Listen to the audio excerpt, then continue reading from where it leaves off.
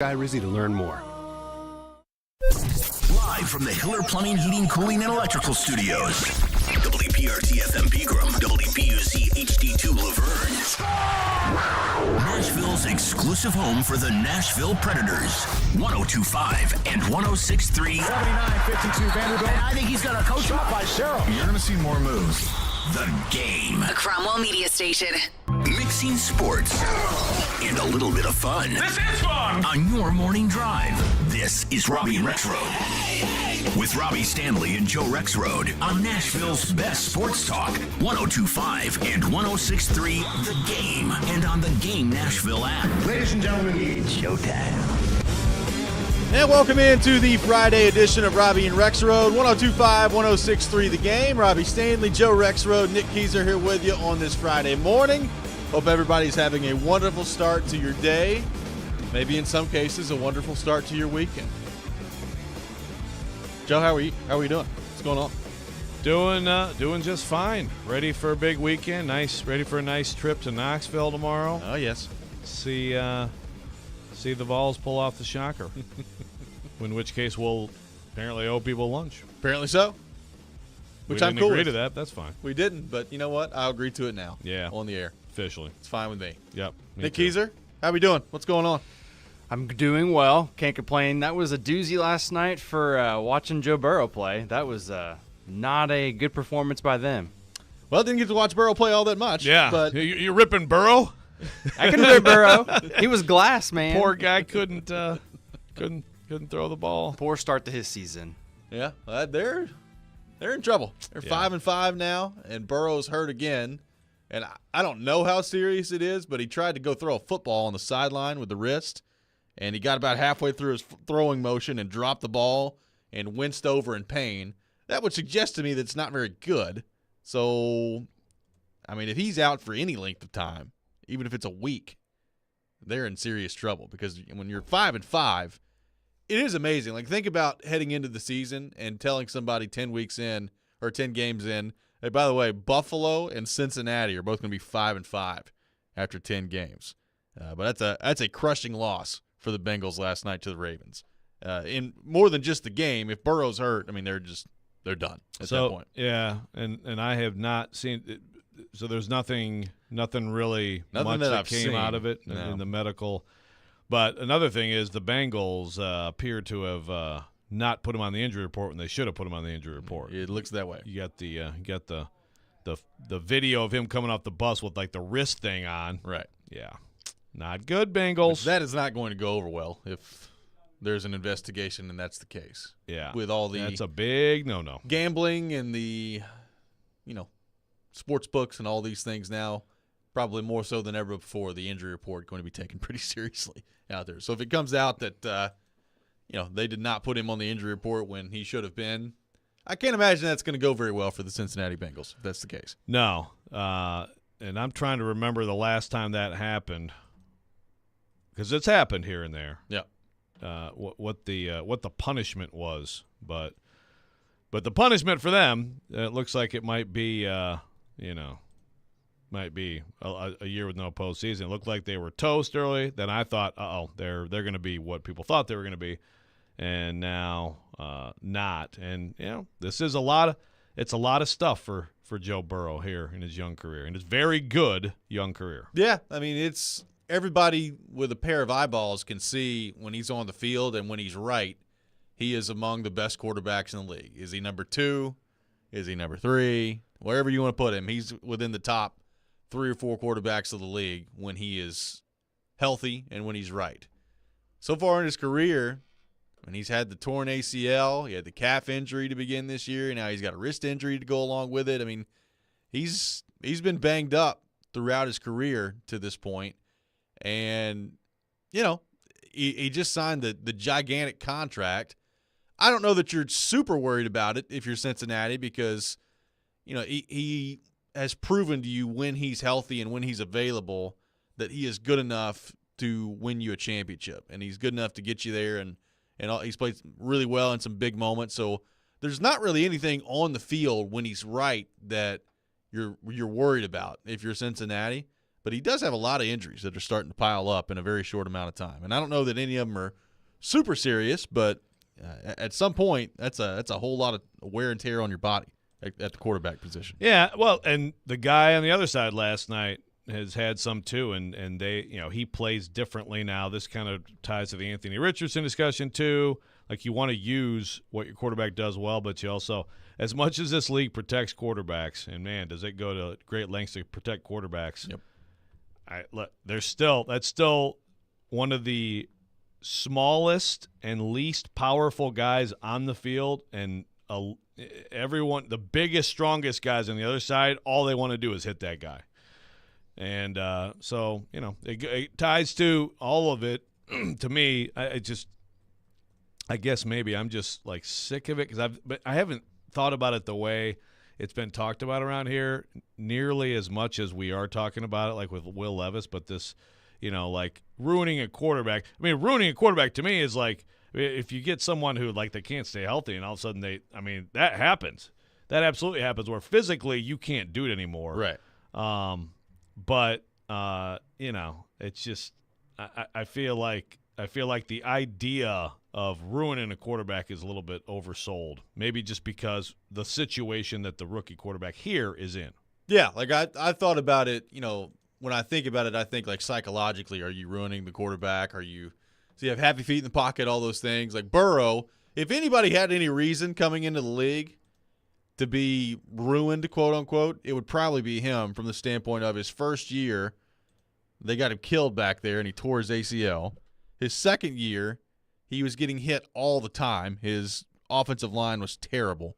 I mean, the Titans had 9 sacks in a playoff game against him, and he got that team to a Super Bowl, and they've done a decent job of addressing things since then. But clearly, his on-the-field performance has not been affected by any of that. And that goes back to what we've talked about. Like, if you got the right guy and he's got the right stuff at the quarterback position, like at some point you battle your way through all that for the most part, and it doesn't affect you psychologically that way. Yeah, I mean, I think if you look around this league, and it's varying degrees for sure. I mean, Dak Prescott's been battered and banged up. Even he's had some great offensive lines. He's had all kinds of injuries.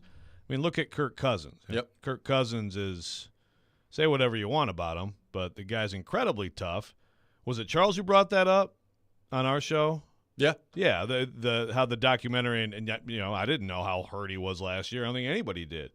And he's out there still just standing in the pocket, but I don't think there are that many examples. There are plenty of examples of quarterbacks or any position who have so many injuries that quote unquote ruins them.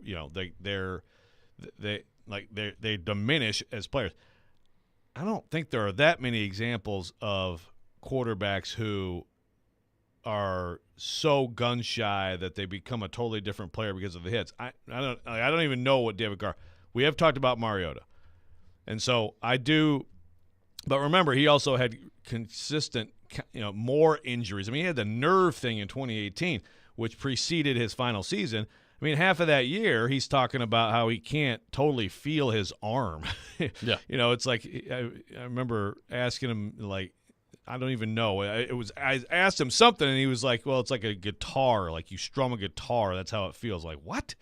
And he's trying to play. So, point being, it wasn't just that he got an injury or got hit a lot and then he was gun shy. He was also constantly getting hurt. I don't think there are that many examples. Like if you get to the NFL level, I mean, Will Levis got absolutely torn apart last year, and he got hurt, had multiple injuries, and he played through it. Yeah.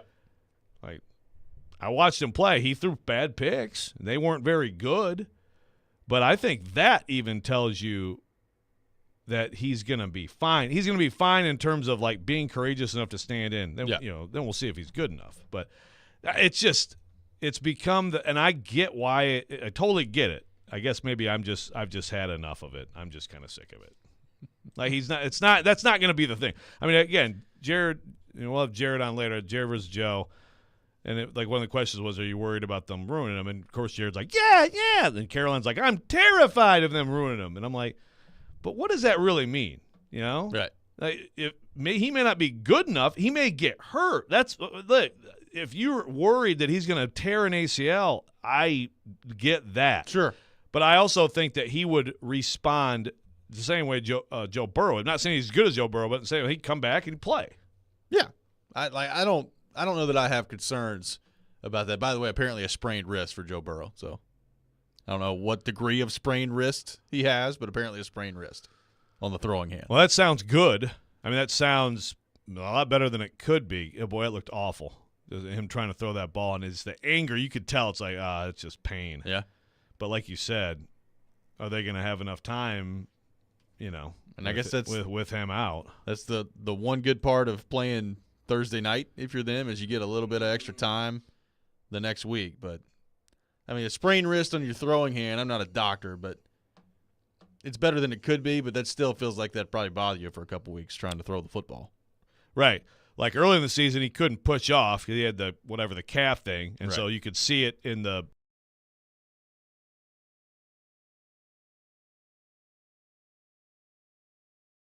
points in a game. So if the wrist is not allowing that velocity, yeah, and boy, I think maybe you're 5-5. Play the Steelers next week. Yeah, take an L and then see if you can get them back to go to Jacksonville for a primetime game. By the way, Monday Night Football at Jacksonville. That should be the target. Then you're 5-6, and if you win that game, the rest of your schedule, yeah, you got a chance. A small chance, but you got a chance. Yeah, you got a chance. I mean, you'll be in the playoff picture. Let's see. Okay, let's play it out here. 5-6, 6-6. You beat the Colts and Vikings at home, 8-6. Then you do have to go to the Steelers, and you have to go to the Chiefs. Yeah, it's gonna be tough. It's not looking great. It's not looking great for the Bengals. 615-737-1025. Our phone number, 615-737-1025. What do you make of the ruining the quarterback conversation that we've had with Will Levis? Do you buy into it at all? Because Joe Rexrode and I do not. We'll get into that more coming up next. 615-737-1025, our number. This is Robby and Rexrode, 102.5-106.3, The Game. Hey guys, it's Mike from Newton Nissan South. I don't know about you guys, but I love this time of year. I get to see all the beautiful fall colors, the beautiful weather. We're getting deeper into football season. It's just a reminder that we have much to be thankful for. The automotive industry gets a bad rap sometimes, but I still love it. Why? Because my goal is that our dealership puts the focus not on us, but on you, our customers. We're also so thankful that we've earned business not only from our local communities, but from places all across the United States. The response from customers far and wide is, "This was so amazing. I've never had a car buying experience like this." Check out our reviews online and see for yourself. So no matter if you're in the market for a new car, looking to sell your car, or even service your car, come and find out why Newton is different. Change your experience. Come see us in store or visit us online at newtonnissansouth.com. Go big or go home. Unless you're part of Smashville. Because here, going big means you are home.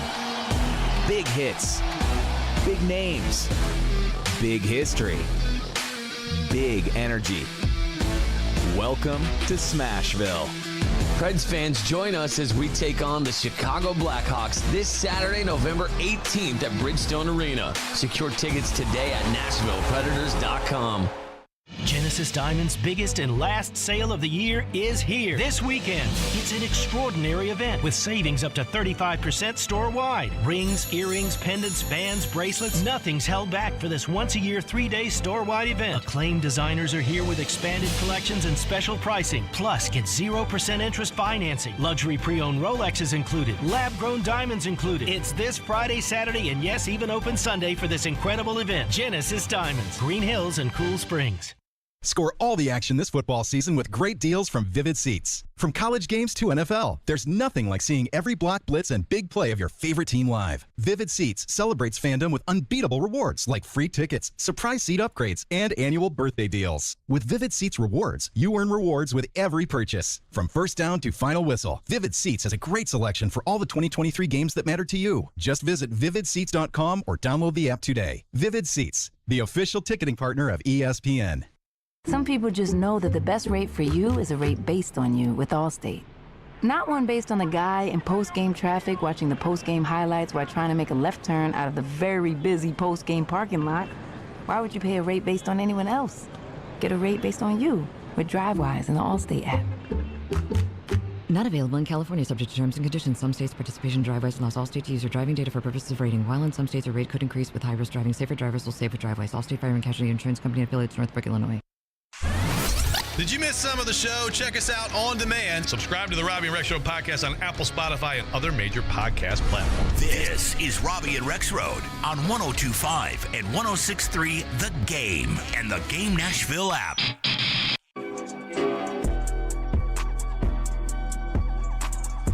Tune in to 102.5, 106.3 The Game tonight for Vanderbilt men's basketball. The Commodores taking on Central Arkansas tonight at Memorial Gym. Tip-off at 6 o'clock with pregame beginning at 5:30. Coverage also available on the 102.5 The Game app and at thegamenashville.com. Welcome back in, Robby and Rexrode, live from our 102.5 The Game studio. Brought to you by Hiller Plumbing, Heating, Cooling, and Electrical. Do you buy into the ruining the quarterback conversation surrounding the Titans and this offensive line right now? The offensive line has been atrocious.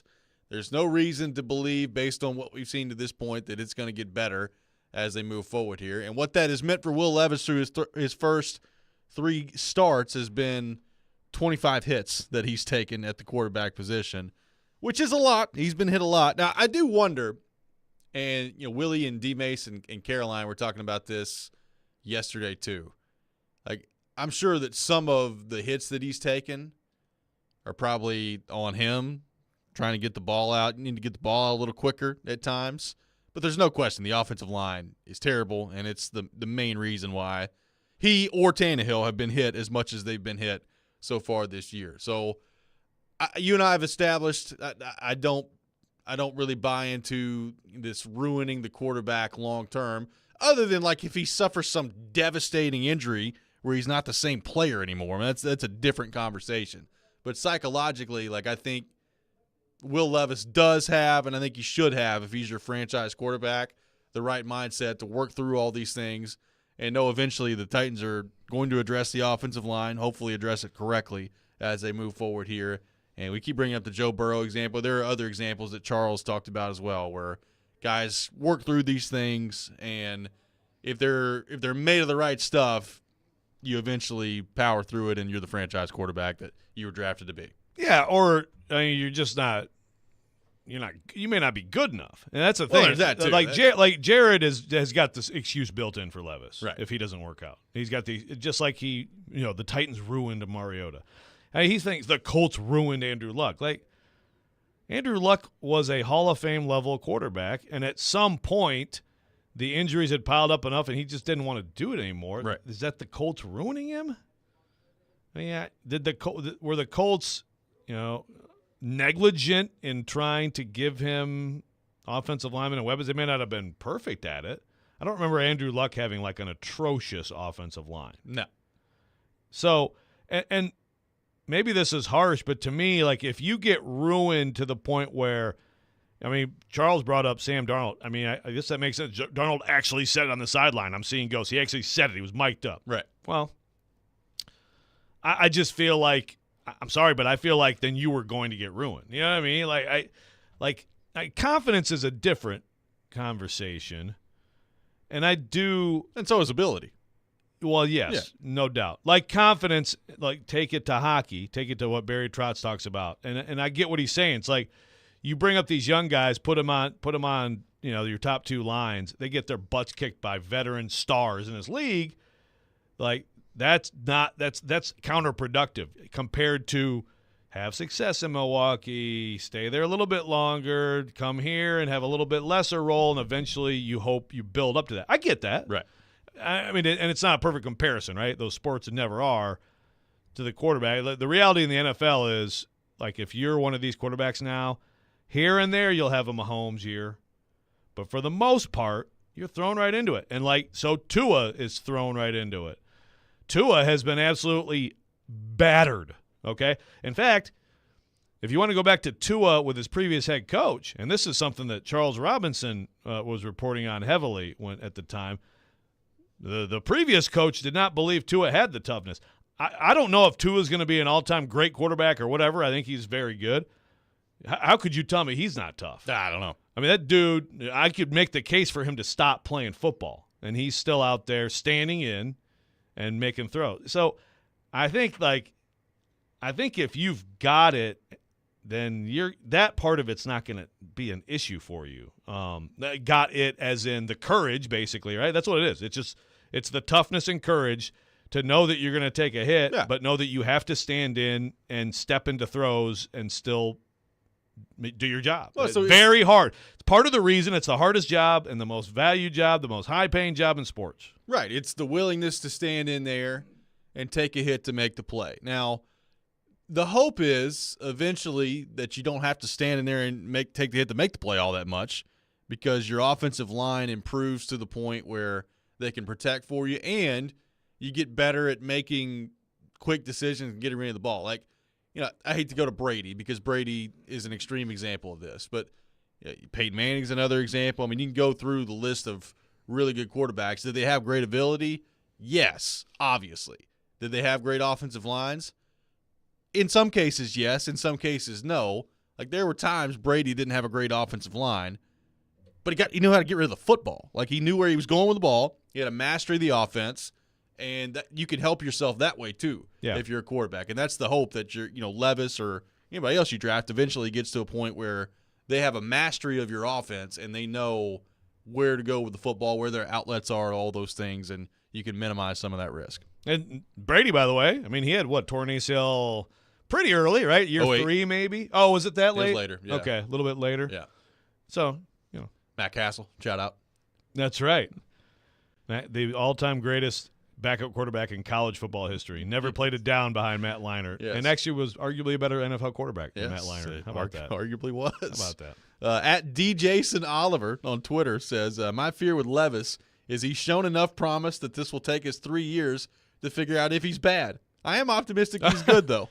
It's from at DJson Oliver on Twitter. Well, in all seriousness, I mean, like if Levis isn't a Pro Bowler next year, did you give up on him? No. I mean, that's the same thing with Mariota. But you have to – it is a little different, I guess, when you go – like Mariota was the number 2 pick. So right. But still, I mean, you moved up to 33 to get Levis. So he's going to get every opportunity. And I don't expect it to just be instant, absolute stardom. First of all, again, what's around him? Mariota that's the thing. Mariota had his best year, and he had no receivers. He really did. No disrespect to Rashard Matthews. Yeah, he did have a heck of a tight end, and he had the best running back in the league, and he had the biggest thing is he had an offensive line that immediately went from terrible to very good, which is hard to do. And that's the thing, too, is I've heard, well, the Titans did it in one offseason. Why can't they just do just do it? Well, you had a star left tackle who hadn't figured it out totally yet, who did. You draft a right tackle with the 8th pick. You bring in a center who's really good, and then you can live at guard, right? That's the thing about next year. I mean, if you are really good at like 3 of 5 offensive line spots, it makes it a lot easier to be able to survive overall. I don't think that they're going to address every single spot. They have to effectively address left tackle and maybe one other spot, and then they probably will be a lot better. It's funny because, like in 16, which was Marcus's best year, his completion percentage actually wasn't very good. He had 61.2% completion percentage, but he was 7.9 an attempt because he had time to sit back there and throw it. Right? I mean, it's when you've got time and you've got a running game like they did that year, play action. It helps so much. And right now, the situation around Levis is, do they have a running game? I mean, yes. You got Derrick Henry, and he's the second leading rusher in the NFL. Now, the running game I would describe this year, Joe, has been very inconsistent. Very inconsistent. I mean, they ran what they run for as a team on Sunday, like 40 yards. Yeah. I mean, it's been incredibly inconsistent to this point. So I'm not saying the Titans don't have a running game, but it has not been a reliable running game, in my opinion, to this point this year. Fits and starts. And we know what the offensive line is. So, I mean, I think Levis obviously has way more ability than Marcus Mariota did, but the situation does matter. And right now the situation for Levis is not great. Now, Marcus didn't have DeAndre Hopkins out there, so I guess there's an advantage for Levis. But the running game, very inconsistent to this point, and the offensive line is just getting him battered out there. And that's the concern for me heading into this weekend is, beyond the win-loss part of it, we'll get into that coming up here in just a few minutes for the Jacksonville game. Can he hold up? Can you get him through another game? Can the offensive line perform well enough that you get Levis through another game and not only get him through the game, but have a chance to make plays? Like he didn't have much of a chance last week to make plays. And that's disappointing because you want to see if you can start to get a true evaluation of Levis, the progress that he's making, all those things. And last week, I mean, he was just screwed from the word go for the most part, other than the first drive where they had a lot of scripted things that worked out really well. Yeah, first drive looked good. Yeah, that's the thing. Numbers aren't good. What, 19 for 39, 199? Yeah. Mute. But I thought he played. I did. I thought he played well. I thought, like, play after play, you watch each play, and of those 39 pass attempts, and I don't remember how many times he got sacked, but there's more pass attempts where he got sacked. Got hit, he got sacked 4 times, hit 13 times. Correct.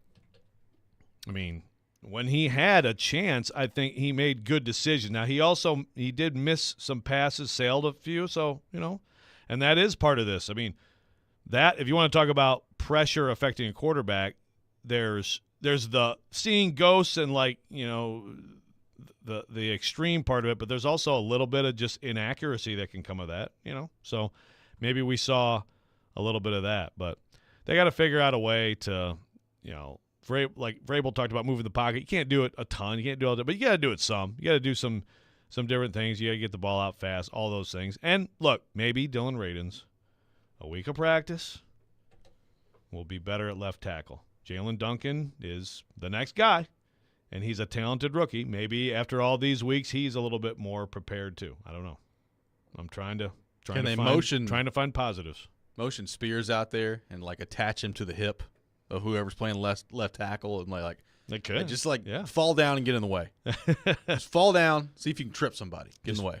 Motion him. They put a slot receiver and tight end over there. Just have like 4 people to the left of the left tackle. Why not? Worth a shot. Yeah, you can do it. 615-737-1025 is our phone number. We'll look ahead to the matchup coming up this weekend for the Titans against Jacksonville.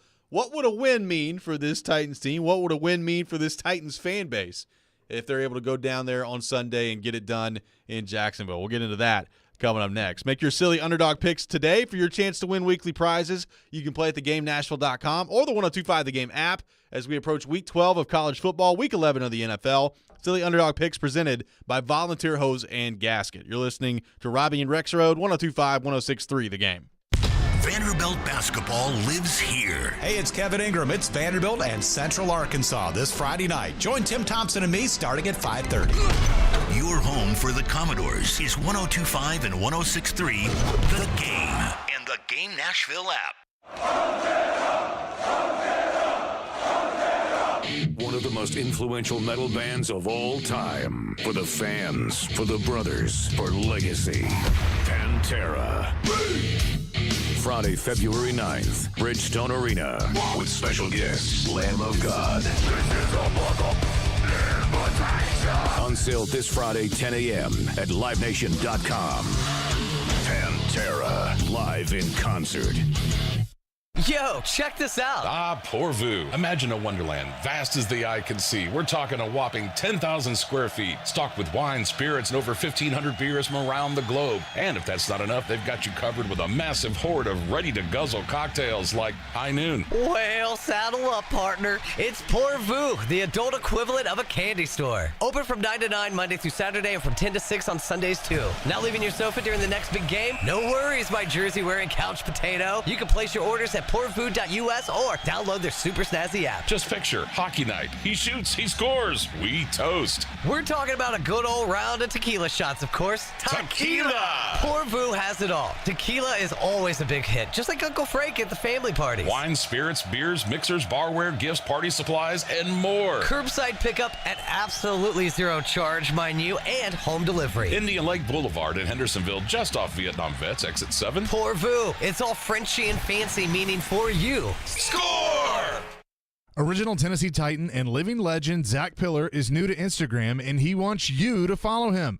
Go to Instagram right now and follow at Zach Pillar Design 69 for some fun giveaways and to keep up with all of his life's updates, past and present. Zach Pillar is working on some exciting new projects and is doing great work in the community and wants to welcome you to his world. Won't you come in? Follow Zach on Instagram and tune into the Chase and Big Joe show every Tuesday at 10:30 to hear from Zach Pillar live on 102.5 The Game.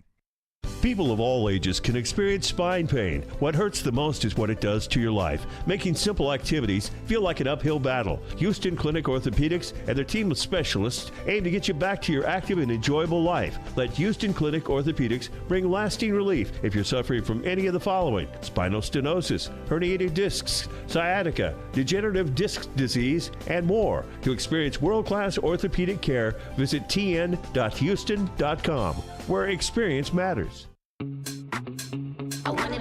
Are you stuck scrolling endlessly looking for a good sci-fi show? Step away from the algorithm and discover a whole world of TV programmed by humans with Pluto TV. Star Trek: The Next Generation, Godzilla, Farscape, Charmed, and The Twilight Zone, all for free. It's TV the way it should be. Pluto TV. Stream now, pay never. Insightful discussion. When we talk about the person that these players are. 3 goals scored in the first 5 minutes. He wants to be the starter, day one. Mixed with spirited debate. Okay, but Professor Derek. They are Caroline, Willie, and D-Mace. With Caroline Fenton, Willie Donick, and former NFL wide receiver Derek Mason. We got the whole thing covered. We got it all covered. Here. Weekdays at 11 on 102.5 and 106.3 The Game and the Game Nashville app. What's up, Nashville? This is Stephen A. Smith. You're listening to Nashville's best sports talk, ESPN 102.5 The Game.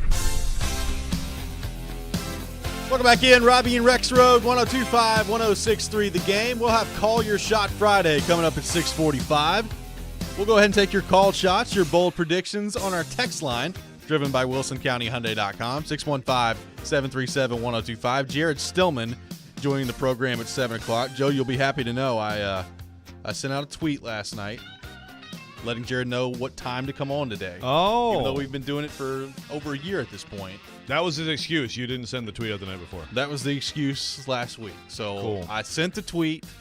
I've done everything I think I can do to ensure that he'll be here at 7 o'clock. Okay. Let's hope so. I know he may be tired after, sicking his callers on TD yesterday. Well, maybe so. Jared. I blame Jared. That was a spicy TD power hour. Yes, it was. So I missed the live, but I was driving in the aftermath, and those people were calling about it, and then Jared played it again. I was like, damn. Like Trey Naniak just said, TD stood on his business. Yeah, he did. Much more effectively than Eli Drinkwitz, I might add. Yes. I stand on my business, guys. Run away. Just like the road runner getting out of there. Like, all right, we'll see you. I loved Heupel's response. Yeah, I didn't hear him at the time. Yeah. Great, though. Sounds great. Sounds awesome. Stand on business, guys. Just beautiful stuff. By the way, we'll have TD coming up at 8 o'clock today, so looking forward to that conversation with him. Looking ahead to the Titans and the Jags. Joe, if the Titans go down there on the road this weekend, they beat a division rival in Jacksonville, in Duval, with a milky pool flowing in that stadium and everything that goes with it. What does that do for this team? What does that do for this fan base? You win, Jacksonville drops to 6-4, you're at 4-6. So I'm not going to sit here and act like I feel great about the Titans being some playoff team if they win this game.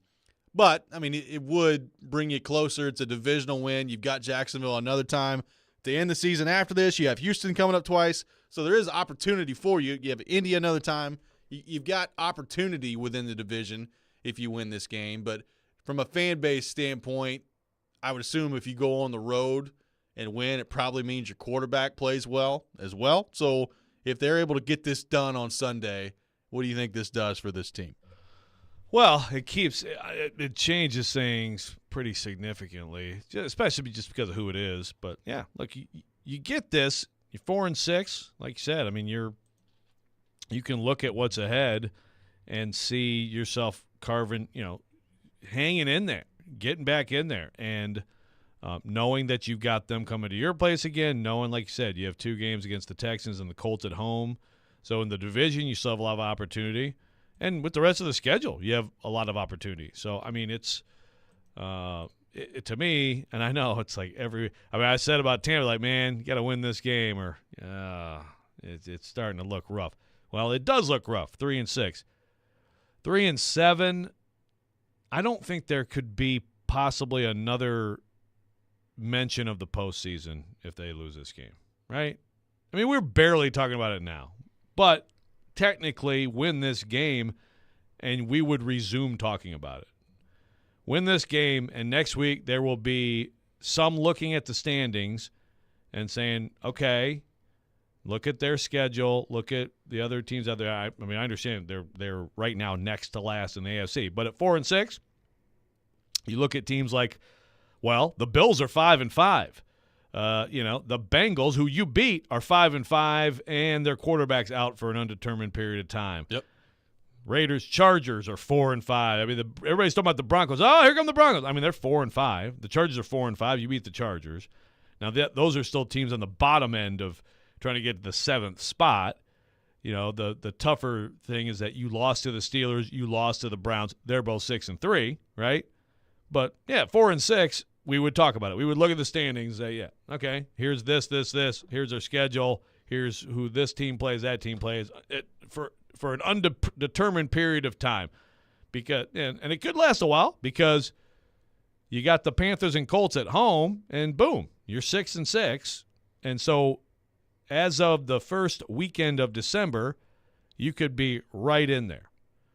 You lose the game, I don't think we'll ever talk about it again the rest of the year, right? I'm looking at playoff odds right now. The Titans, according to playoffstatus.com, which calculates postseason probabilities, the Titans have a 5% chance to make the playoffs, which is obviously tied to their record. That sounds about right. Second worst odds in the AFC. Patriots right now are at less than 1%.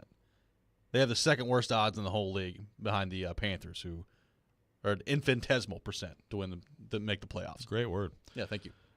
Yeah, that sounds about right. Now, if the Titans win at Jacksonville, I'd say it probably should go up to about 15 to 18%, something like that, right? Somewhere like that, yeah. Which is worth talking about. I mean, it's worth talking about until it isn't, right? So then you could get to 6-6, and you're going Monday Night Football to play the Dolphins. Okay, well, I don't like their chances in that one at all. But then you come home for the Texans. Then you stay home for the Seahawks. So you could be 8-7 entering the last 2, which are at Houston, Jacksonville here.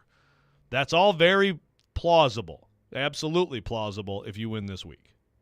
On the flip side, what if they go down there and they just get crushed? Which, I'll be honest with you, we'll get to pigskin pick them later. That's the way I'm leaning right now. I think they're going to get absolutely destroyed on Sunday. What if they go down there and Jacksonville just runs away with it, and it's a blowout, and the Titans get just run off the field on Sunday? How you feeling if you're the team? You talked about the playoff chances, like they're not worth talking about if that's the case. The fan base, what's our show like Monday morning if they waltz down there to Jacksonville and they just get punked by the Jaguars? Well, I think that there's been enough bad stuff. Like there'll be some people upset, but I think for the most part then, sadly for this show, start talking about draft. People just want to talk about the draft. That's what it is. I mean, I think is it Ron? Is it Ron who every week is like tank? Yes. Yeah. I mean, there's going to be a lot more like, great. You know what? Play young people. Put in Malik Willis. Whatever. We'll start having find a backup punter. Keep Stonehouse safe. Yeah. Like, should the Titans draft, if they have the chance to draft Marvin Harrison Jr., should they do that, or a left tackle? Right. We'll start getting into that. Be good. I've heard, and yeah, I've heard that discussion, and I think we've had some of that discussion. We have. Keep Bo Brinkley safe, even though he's not on the team anymore. Still protect him. Yeah, protect him. Just play all. Get practice squad, call him up, tank, whatever you want to call it. That's what it'll be. Yeah. Now you said if they get blown out. I mean, what if they just lose a good game? It's the same thing. It's the same situation. 3-7, it's over. Like, We don't need to talk about the playoffs. It's anymore. over, but I do think, like, if they go down there and they lose a good game, and especially if Levis is able to do some things, I do think you feel a little bit differently about that than if it's the same thing we saw last Sunday where the offense does nothing and you just get absolutely destroyed. And I do think it's from a fan perspective, you would feel a little bit differently about it if Levis was able to actually do some things in this game. Well, I agree. Well, I mean, look, beyond the playoff race or anything else, I mean, that's the most important thing every week, right? One, that he's safe, but also that he plays well. Right. That you see progress and some level of consistency and increasing the hope, not just the hope of the fan base, but I do think, like, it's a one thing you think about. I mean, free agency is recruiting, I mean, it really is. Yep. And so Levis showing good stuff this year could help you when you get to that stage. For sure. I mean, if you've got a quarterback that players around the league look at and they say, wow, okay, Titans might have something there. I mean, we've seen it. That can heavily influence how people make decisions. And beyond that, like, if you're your team, like, I do wonder, like, if the Titans, if they fall to 3-7 and they just get blasted again on Sunday and Levis doesn't have an opportunity to do anything because he's flat on his back all game long, like, the effort conversation, I think, has been a little bit overblown this week. But there is, I think, a natural thing in the NFL where at some point you just get tired of having your head caved in every week, and you're like, geez, just get me through the end of the season. And I don't think they're there yet. There's still a lot of football left to be played.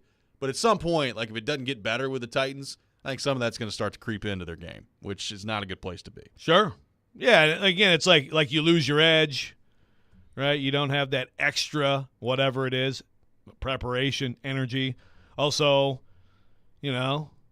maybe in the midst of a hot division race, it's like, I can play through this, and when it's not, it's like, ooh, this elbow's really hurting me, man. Yeah. I don't know if I can go. Stuff like that happens, of course. Yeah, it is. It's just an absolute slog to the end. I mean, it happens every year with teams in this league. For this franchise, it has not happened since 2015. We're on the verge. Yeah. I got a text that says, after Joe Burrow's rookie year, they had the option to improve the line or draft Jamar Chase. They went with Chase, made the AFC title game the next year.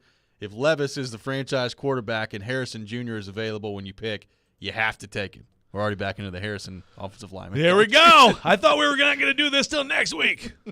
Yeah, no, we've talked about that. I mean, I absolutely. There were definitely people who were like, "Oh, you can't do that to the kid." But it was Penei Sewell, right? Wasn't that the choice? Penei Sewell and Jamar Chase. Yeah, and I don't disagree with you. If you have a talent that special, and Marvin Harrison Jr. may well be that talent, but it has to be that. I don't agree with the idea that, without looking at the specifics, take the receiver for sure over the old. Look, I'll tell you what, Detroit Lions, give them their respect. I give them their respect. He's a huge part of why they're good. He and that offensive line, that's what drives the whole thing. I feel like you're coming around a little bit. Well, I mean, they're good. They're good. I mean, their offense is good. They are still the Lions, and trust me, when they blow it, I will laugh. But no, the credit to they hired a good GM. For sure, and they have a likable, pretty good coach. And they have a great OC who's going to be a head coach somewhere next year. I agree. He's coming around, baby. A mighty team that will not They yield. called them good. That may be the first time I've ever heard Joe call I mean, the they Lions are good. They are good. I know that. I've never call heard you it say like that. I see it, man. 615-737-1025, our phone number.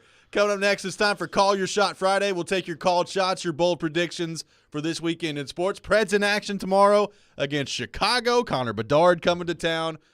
Tennessee and Georgia coming up at Neyland Stadium. And then the Titans taking on Jacksonville down there in Florida. We'll take your thoughts on all of it. 615-737-1025. This is Robby and Rexrode, 1025-1063 The Game. Green right, box 2 run, double catch. He takes you inside the huddle through the eyes of a quarterback. Wide 85, thanks. Catch ESPN NFL analyst Tim Hasselbeck every Tuesday at noon as he breaks down the big stories in the NFL. Buffalo, maybe Miami. And with the Tennessee Titans. The Titans might be like, we're interested in a 1-year, $1 million contract. Tim Hasselbeck is on Caroline, Willie, and D-Mace on 102.5 and 106.3 The Game and the Game Nashville app.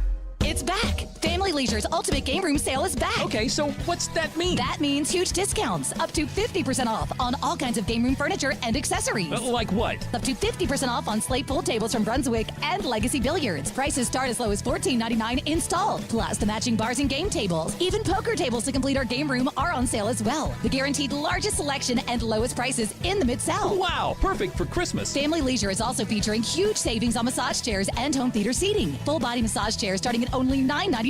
And the top-of-the-line 40 massage chair is more than half off at $29.99. What about the theater seating? Family Leisure guarantees to be half off anyone's home theater seating. 3-piece recliner sets start at only $9.99. Full power recline real leather seats are only $19.99. That's great. And they have stand-up and desktop arcade games with over 600 games, shuffleboards, foosball, and air hockey tables. It really is the Ultimate Game Room Sale. The Ultimate Game Room Sale going on now at both locations, Franklin and Antioch.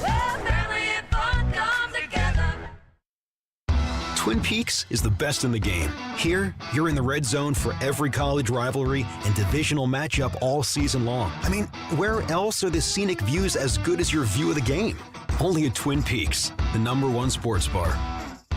Regular season hoops are heating up. The NBA's inaugural in-season tournament is tipping with group play across the country. Catch the action Tuesdays and Fridays all month long at the #1 sports bar.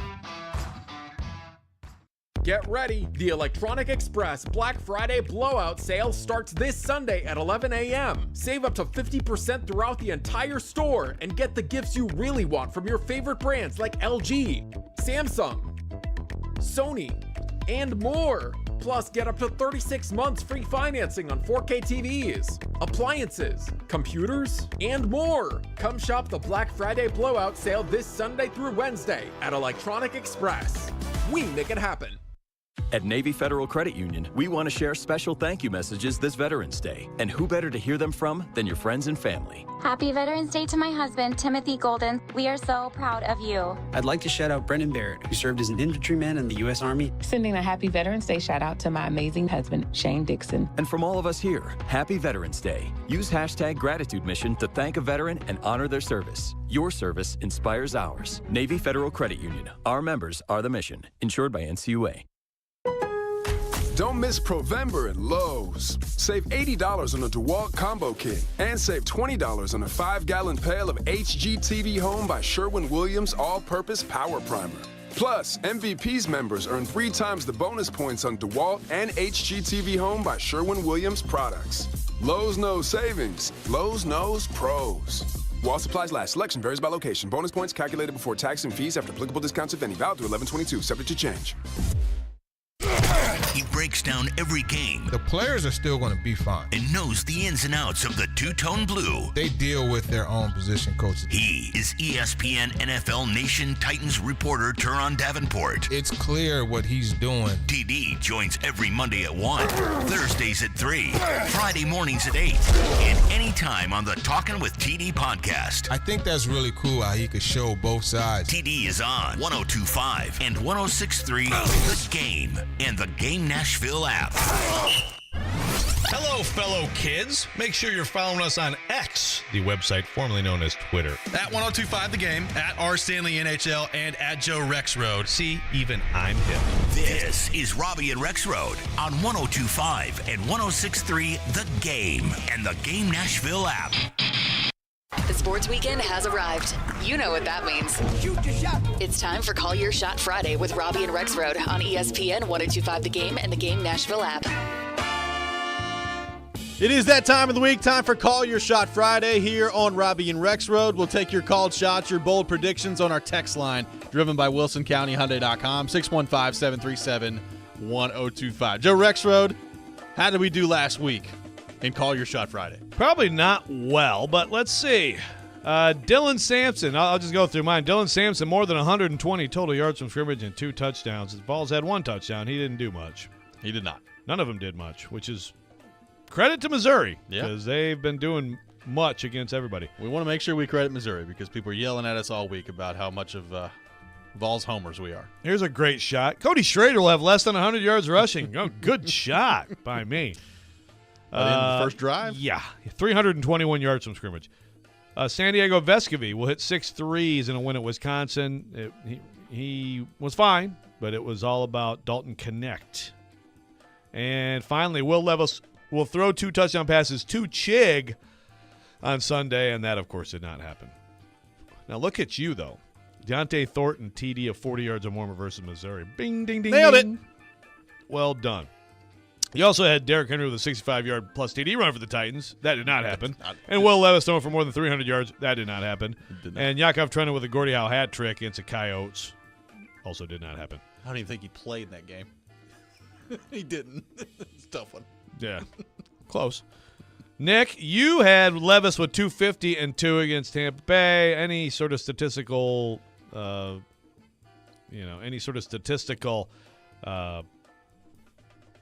is the word I'm searching for? I don't know. Milestone that we were picking for these people are just way, way short. Trevor Lawrence will have his second 300-yard game and 3 touchdowns with a pick against the Niners. That also didn't happen. You had Jay Woodcroft fired Sunday. What day was he fired? I think it was Sunday. I think it was Sunday. Well done. Yeah. There we go. All right. Good job. Good job, Nick. Way to go, Nick. So there you go. Nick Keiser, kick us off with today's edition of Call Your Shot Friday. So we just talked about someone not getting 2 touchdowns thrown to him, but I think he gets at least, so Chig getting at least 7 targets, I think on Sunday's fair enough for him. Okay. And he scores his first touchdown of the season. That's Does not matter when. Does he catch the ball? I would hope 7 so. targets, how many catches? Is it a fumble recovery?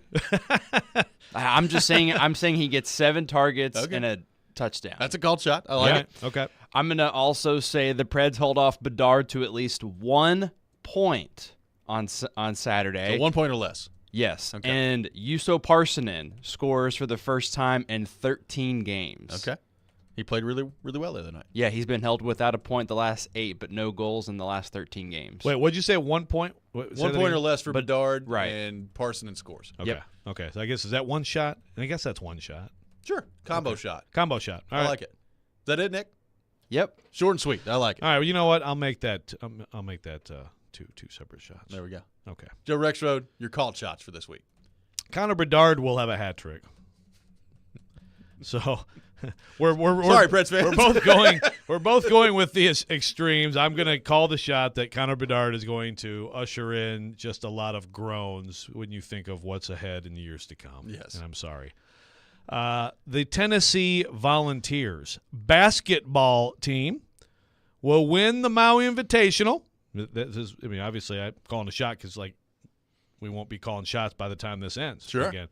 That means beating Syracuse, beating Purdue, and beating Kansas in the final with Hunter Dickinson held below 10 points. However, on every basket, he will make a little gesture that refers to a part of his anatomy because he can't help himself.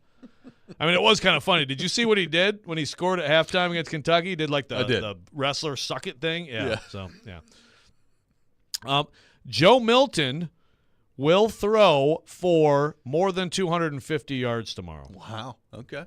Now, I know that's all I'm saying. Joe Milton will throw for more than 250 yards. Is that when they're down? You could look well. I still think that statistical milestone is significant. But yeah, it may be game situational related potentially. Yeah. And finally, for the Tennessee Titans, Derrick Henry will rush for more than 100 yards Sunday, which I think at this point, given this offense and that defense and everything else, is a called shot. He's going to get it done. He's going to rip off a big one in there somewhere, like a 40-plus run, and he's going to end up with 100 yards. I like it. There you go. My called shots. The Chicago Blackhawks will score 2 goals tomorrow, one of which will come from Connor Bedard, the other from Corey Perry. So one old nemesis ushering in a new nemesis for the Predators and their fan base tomorrow. However, the Predators will win 3-2. A 3-2 win for the Predators tomorrow against Chicago, with the goal scorers for the Blackhawks being Connor Bedard and Corey Perry. I'm all about symbolism here. I was going to say, if you before the Preds winning 3-2, you and I are just calling fantasy shots if you hate the Preds, I've got them winning. Just misery for the Preds. So you're not going to give Brent Peterson his Frosty? Not giving Peterson his Frosty tomorrow. Dang. It's just going to be 3-2. We'll have to wait for the Frosty. Tennessee on Saturday. Jalen Wright will bust a big one, 45-plus yard touchdown for Jalen Wright against the Georgia defense, which would be that's a shot. That would be a shot. That would also be an accomplishment. On Sunday for the Titans, there will be a pick-6 touchdown for the Titans. They will intercept the football, and they will score a touchdown on that play. They don't intercept the football very often. They certainly don't score touchdowns on defense very often. Who's going to get it? Voldemort? Voldemort. I will go Amani Hooker. Oh, pick 6. You didn't have to specify, but that's probably a good choice. Amani Hooker, pick 6 for the Titans. And finally, Nick Folk, 2 field goals of 52 yards or longer. Oh, 52. 52 or longer. 2 of them on Sunday for the Titans against the Jags. 4th and inches, Vrabel kicking both times. 4th and a singular inch. We can't do that. Let's kick the field goal. Get out there, Folk. 52 or yarder. Or 52 or yarder. 52 or longer. Continuing to blow up the preseason detective work of our next guest. Yeah, Jared, he sucks. He can't kick a 50-yarder. I mean, he did miss one last week, but I went back and watched it again. Something was off there.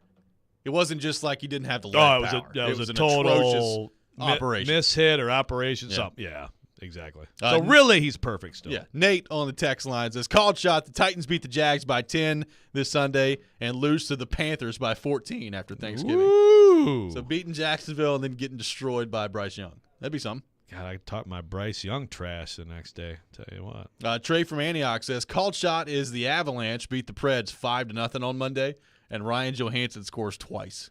There's the Ryan Johansson homecoming coming up on Monday. Wow. Which we'll talk about on Monday. But I do not love the Avalanche Predators matchup right now for the Preds. No. The way that doesn't seem like it might go well.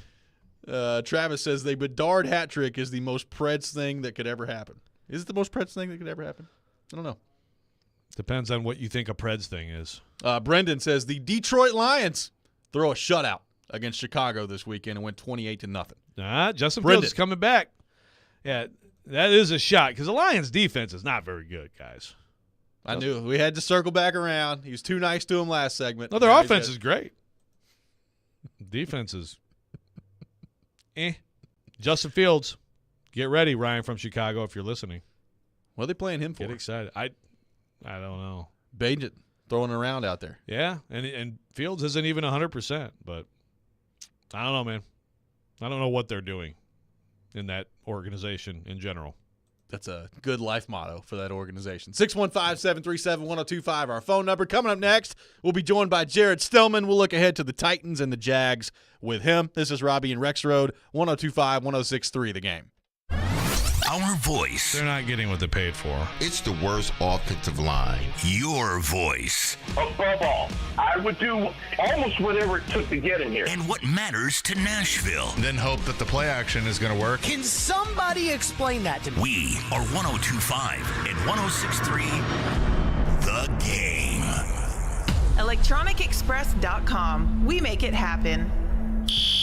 Attention all fire protection, commercial plumbing, and HVAC experts. Jarrett Companies are looking for experienced field technicians like you. Tired of working for your large corporate employer? Work for a company where you're more than just a number. Jarrett's Fire Protection, commercial plumbing, and HVAC divisions are owned and operated by Nashville natives who want you to grow with their amazing team. Hi, I'm Jason Jarrett, owner of Jarrett Companies. I'm looking to hire experienced experts and will offer a sign-on bonus of up to $5,000 for certified professionals. In addition to our great benefits that include a 401k match, PTO, and top pay with annual bonuses, we'll also provide you with top-of-the-line tools, trucks, and equipment that you need to grow your career. Our customer base is large and our business is booming with many opportunities for advancement. Give us a call or go online to JarrettCompaniesInc.com and apply today to become a member of our family and protect our community. That's JARRETT CompaniesInc.com. Jarrett Companies, where we are above and beyond industry standards. Today's world is filled with many things that can push us to our limit. An upcoming move should not add to that list. Hey, it's Caroline Fenton. And when you choose Black Tie Moving like I did, you get a highly awarded Inc. 500 company. From the free estimate by a local professional moving consultant to the red carpet treatment, they take the stress out of the process. So visit blacktiemoving.com or call 615-437-8401. Mention GAME, G-A-M-E, to score 10% off your next move. Let Black Tie Moving make your next move the best move of your life. Actor Portrayal, based on a real patient experience. I'm Mike. I'm a husband, proud father of 2, work my butt off 6 days a week, some nights too. When my family or my company needs me to make it happen, I make it happen. But a few months ago, I started having trouble making it happen, in the bedroom. I tried some pills online, but they didn't work. Honestly, I thought about throwing in the towel on my sex life, but I'm not that old. I still want to enjoy intimacy with my wife. Like that poet said, I don't want to just go gently into that good night. So I went to the Tennessee Men's Clinic in Franklin. Got some lab work done, was prescribed some meds, and wow, it made it happen. I can't say enough about them. Their providers took care of me, followed up, and made sure I had a treatment plan that actually works. It's awesome. If I were you, and you're like me, I'd give them a call today, 615-208-9090, or go to TennesseeMen'sClinic.com. If you're like most guys, they'll make it happen for you too. Visit our website to learn more, including side effects, treatments extra, results vary. Your company's hiring. Who isn't? We would love to show you how to use 1025 The Game to attract and retain employees. We can also help you find the exact person you're looking for with a targeted digital campaign. You can trust our team to help you build your team. Email us at together@cromwellmedia.com. Now, your Game Center update. This is Nick Keiser. Thursday Night Football featured the Cincinnati Bengals and Baltimore Ravens, with the Ravens coming out on top 34-20. However, in the win, quarterback Lamar Jackson lost one of his main weapons in the first quarter in tight end Mark Andrews. Here's what Lamar had to say about one of his targets on offense. That's very tough, bro. That's the guy who I, entered the league with. We've been bread and butter, peanut butter and jelly, whatever you want to call it. But that's very tough because that's my boy. That's like receiver one sometimes. And for him to go out first quarter, and he's been having a remarkable year. Bengals quarterback Joe Burrow also exited the game last night with a sprained wrist. In the second quarter, Burrow was seen on the sideline trying to attempt passes before being examined. And over in college football, UTSA's head coach Jeff Traylor has reportedly interviewed for the opening at Texas A&M. Traylor has been the head coach of the Roadrunners for the last 4 years, with a current record of 37-13 with 3 bowl game appearances. And stay tuned for ESPN NFL Nation Titans reporter Teron Davenport as he joins Robby and Rexrode to preview the Titans matchup on Sunday down in Jacksonville against the Jaguars. You're listening to 102.5 and 106.3 The Game. Live from the Hiller Plumbing, Heating, Cooling, and Electrical Studios. WPRT FM Pegram, WPUC HD2 Laverne. Ross Chastain will be first to finish in the Ally 500 at Nashville Super Speedway. Nashville's exclusive home for NASCAR. 102.5 and 106.3. Checkered flag is in the air. Man, this is a win in the cup race. The Game. A Cromwell Media Station. Mixing sports and a little bit of fun. This is fun. On your morning drive. This is Robby and Rexrode. With Robbie Stanley and Joe Rexrode on Nashville's best sports talk. 102.5 and 106.3 The Game. And on the Game Nashville app. Ladies and gentlemen, it's showtime. Hour number 2, Robby and Rexrode, 102.5, 106.3 The Game. Robbie Stanley, Joe Rexrode, Nick Keiser here with you on this Friday morning. And as we do every Friday morning at 7 o'clock, we welcome in our good friend Jared Stillman to the program. Jared, good morning. I appreciate you checking your Twitter last night and showing up on time this week. Way to go, Jared. Nice job.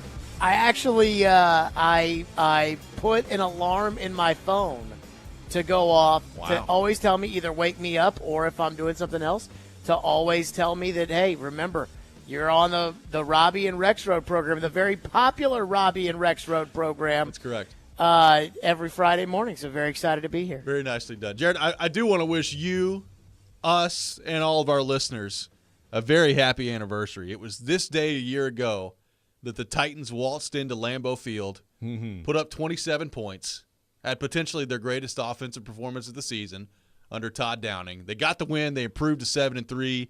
The plane from Green Bay happened, and they hadn't won on the road since then. Happy anniversary, Jared. Something went down on that plane. Yes, the limbo. And Joe can deny it. Joe can deny it as much as he wants, but I don't think it's a coincidence that the Titans have not won on the road since the plane from Green Bay. So you think there was like a curse placed while on the plane? For all I know, it could be like the Louisville dorm rooms, and they could be having prostitutes on that plane, and the NFL came in That's there. responsible. And the NFL came in and investigated and said, no, we're not going to do any of that. And all of a sudden, the road trips, apparently the Titans just don't seem to get their act together on the road anymore. Not having any fun on the saying. plane anymore. I mean, Hey, it could be that. I don't know. Like we joke, but Jared seriously spent weeks talking about the freaking plane from Green Bay, including like this former GM said maybe something. I mean, he's a former GM. Like, I mean, he did say it, and he was a former GM. Right. What does that have to do with that plane? I guess his opinion doesn't count. Well, he's not talking about GM stuff. He's not talking about players. He's not talking about personnel. He's not talking about salaries. He's talking about a plane ride. He has no idea what happened on it. He was asked, why did Robinson get fired? And he brought that up. I don't know, man. That plane from Green Bay. And Jared's like, well, he's a GM. That must mean something. I mean, seriously. No. Like, in all seriousness, no, really. We didn't rip you enough for this. We really didn't rip you enough for this. I don't understand, like, how you could – did you think when Robinson got fired – that there wasn't a chance that there was an HR element, like that when the day Robinson got fired. The day, yes, absolutely, of course. We talked about this. The day of, 4 days,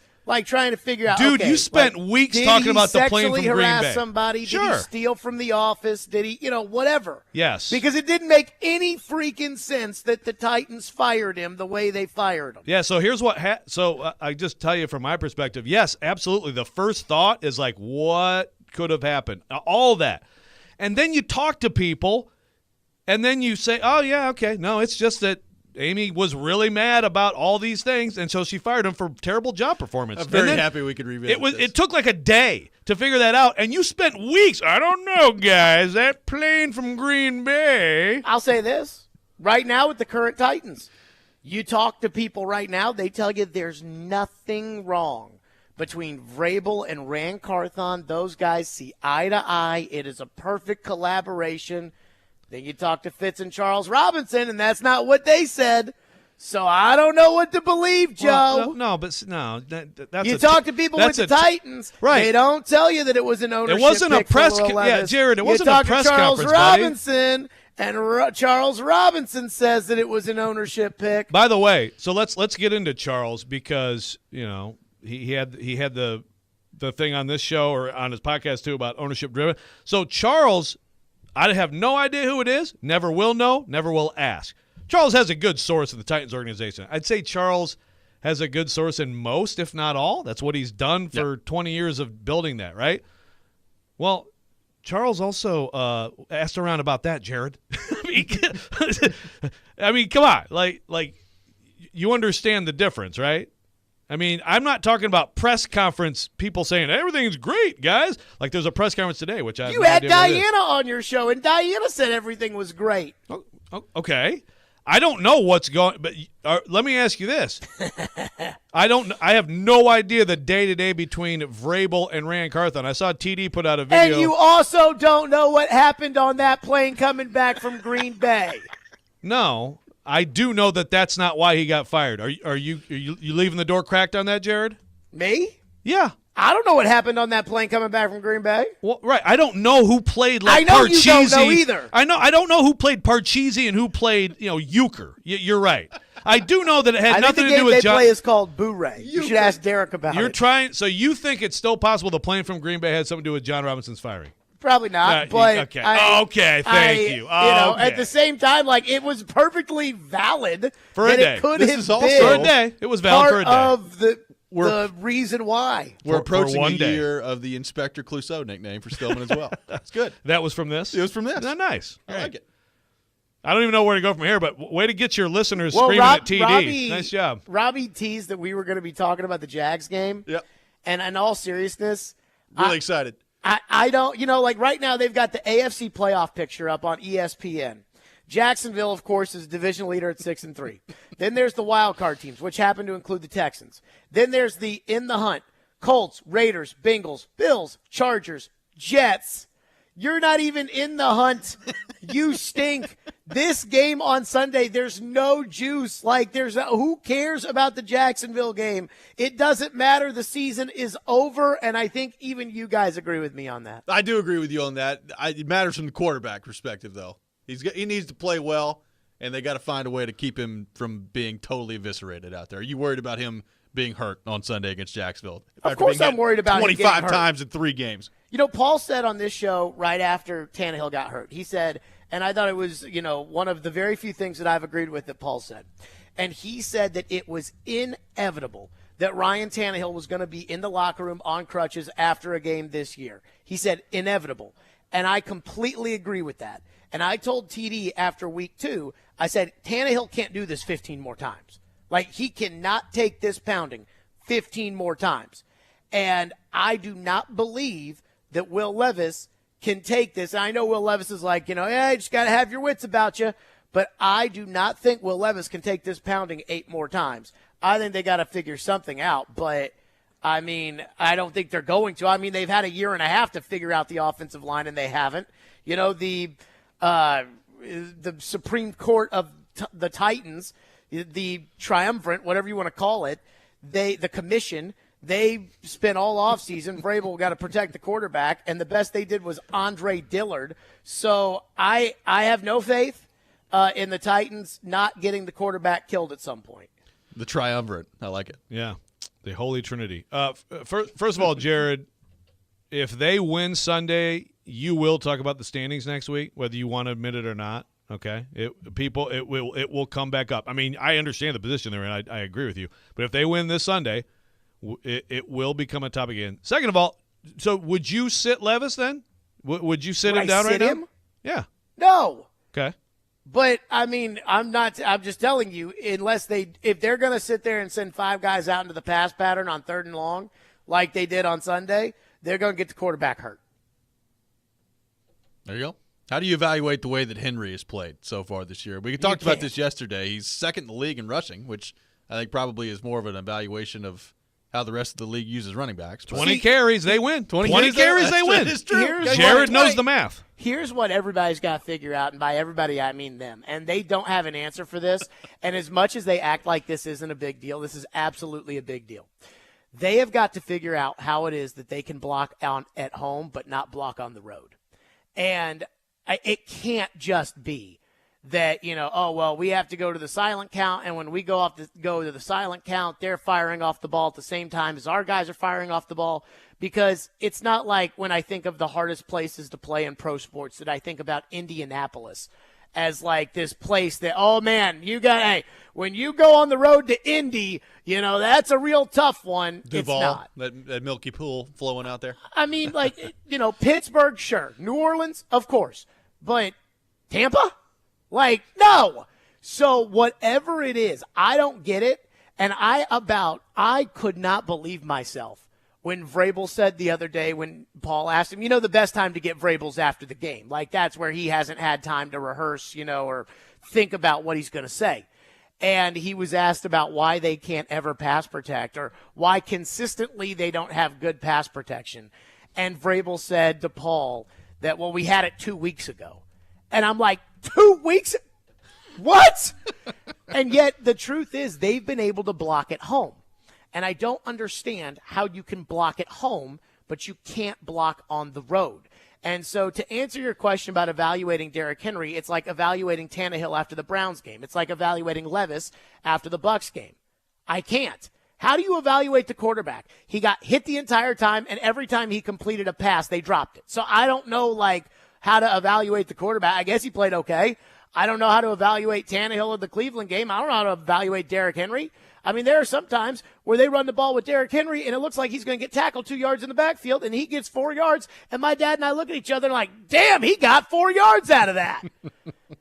So I don't know what to tell you. Is Derrick – there have been runs this year that I've seen Derrick where he gets maybe tripped up at the end or a DB's running with him and ends up pushing him out of bounds or tackling him that I'm like, 3 years ago, that's a house call.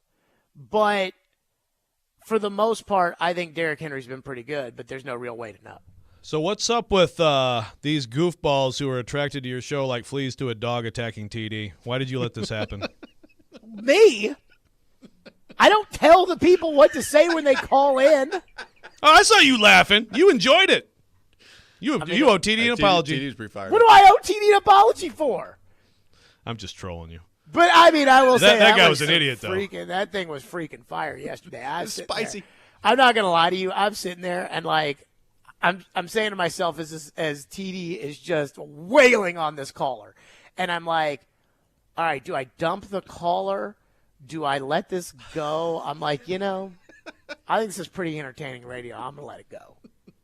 It was very entertaining. I missed it live, but I heard some of the aftermath, and my gosh. Well, and what was crazy, too, and, like, I don't know if you've looked at it since you guys don't go 4 minutes without looking at the text line. Thank you. I looking do at wonder, it right now. Like, when they all hate you. When the Spoiler people alert. were calling in about TD, and there might have been like the first 3 people were like anti-TD or whatever. Then the whole text line, it was like 98% in favor of TD. Like, this guy's crazy. TD does a great job. And yet the 3 callers, like, it's definitely not a representation of how the people felt, but it was wild. And like, that's talk radio for you, babe. It sure is. Jared, have a wonderful weekend. I thought we were supposed to break down the Titans and the Jags game. We just did. You did. You're fine. You said we were going to tease the Titans and the Jags game. We just did. We You just talked talked about Titans, it. Jags. We talked about it enough.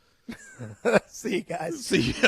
Jared Stillman every week at 7 o'clock here on the program. See, that's what happens when you have a 3-6 NFL team. We just talk about media stuff instead of and the freaking plane. I'm glad we Chip could from Mount revisit Juliet. the plane from Green Bay. Chip from Mount Juliet is actually like, I think later we may find out a connection with that plane ride. Like, you are stop it.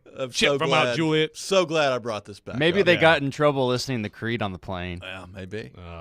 The never know. The Creed thing is an absolute virus right now. I'm sick of it. We'll react to what Jared had to say. A lot of your thoughts to get to on the text line, which is very popular on our program.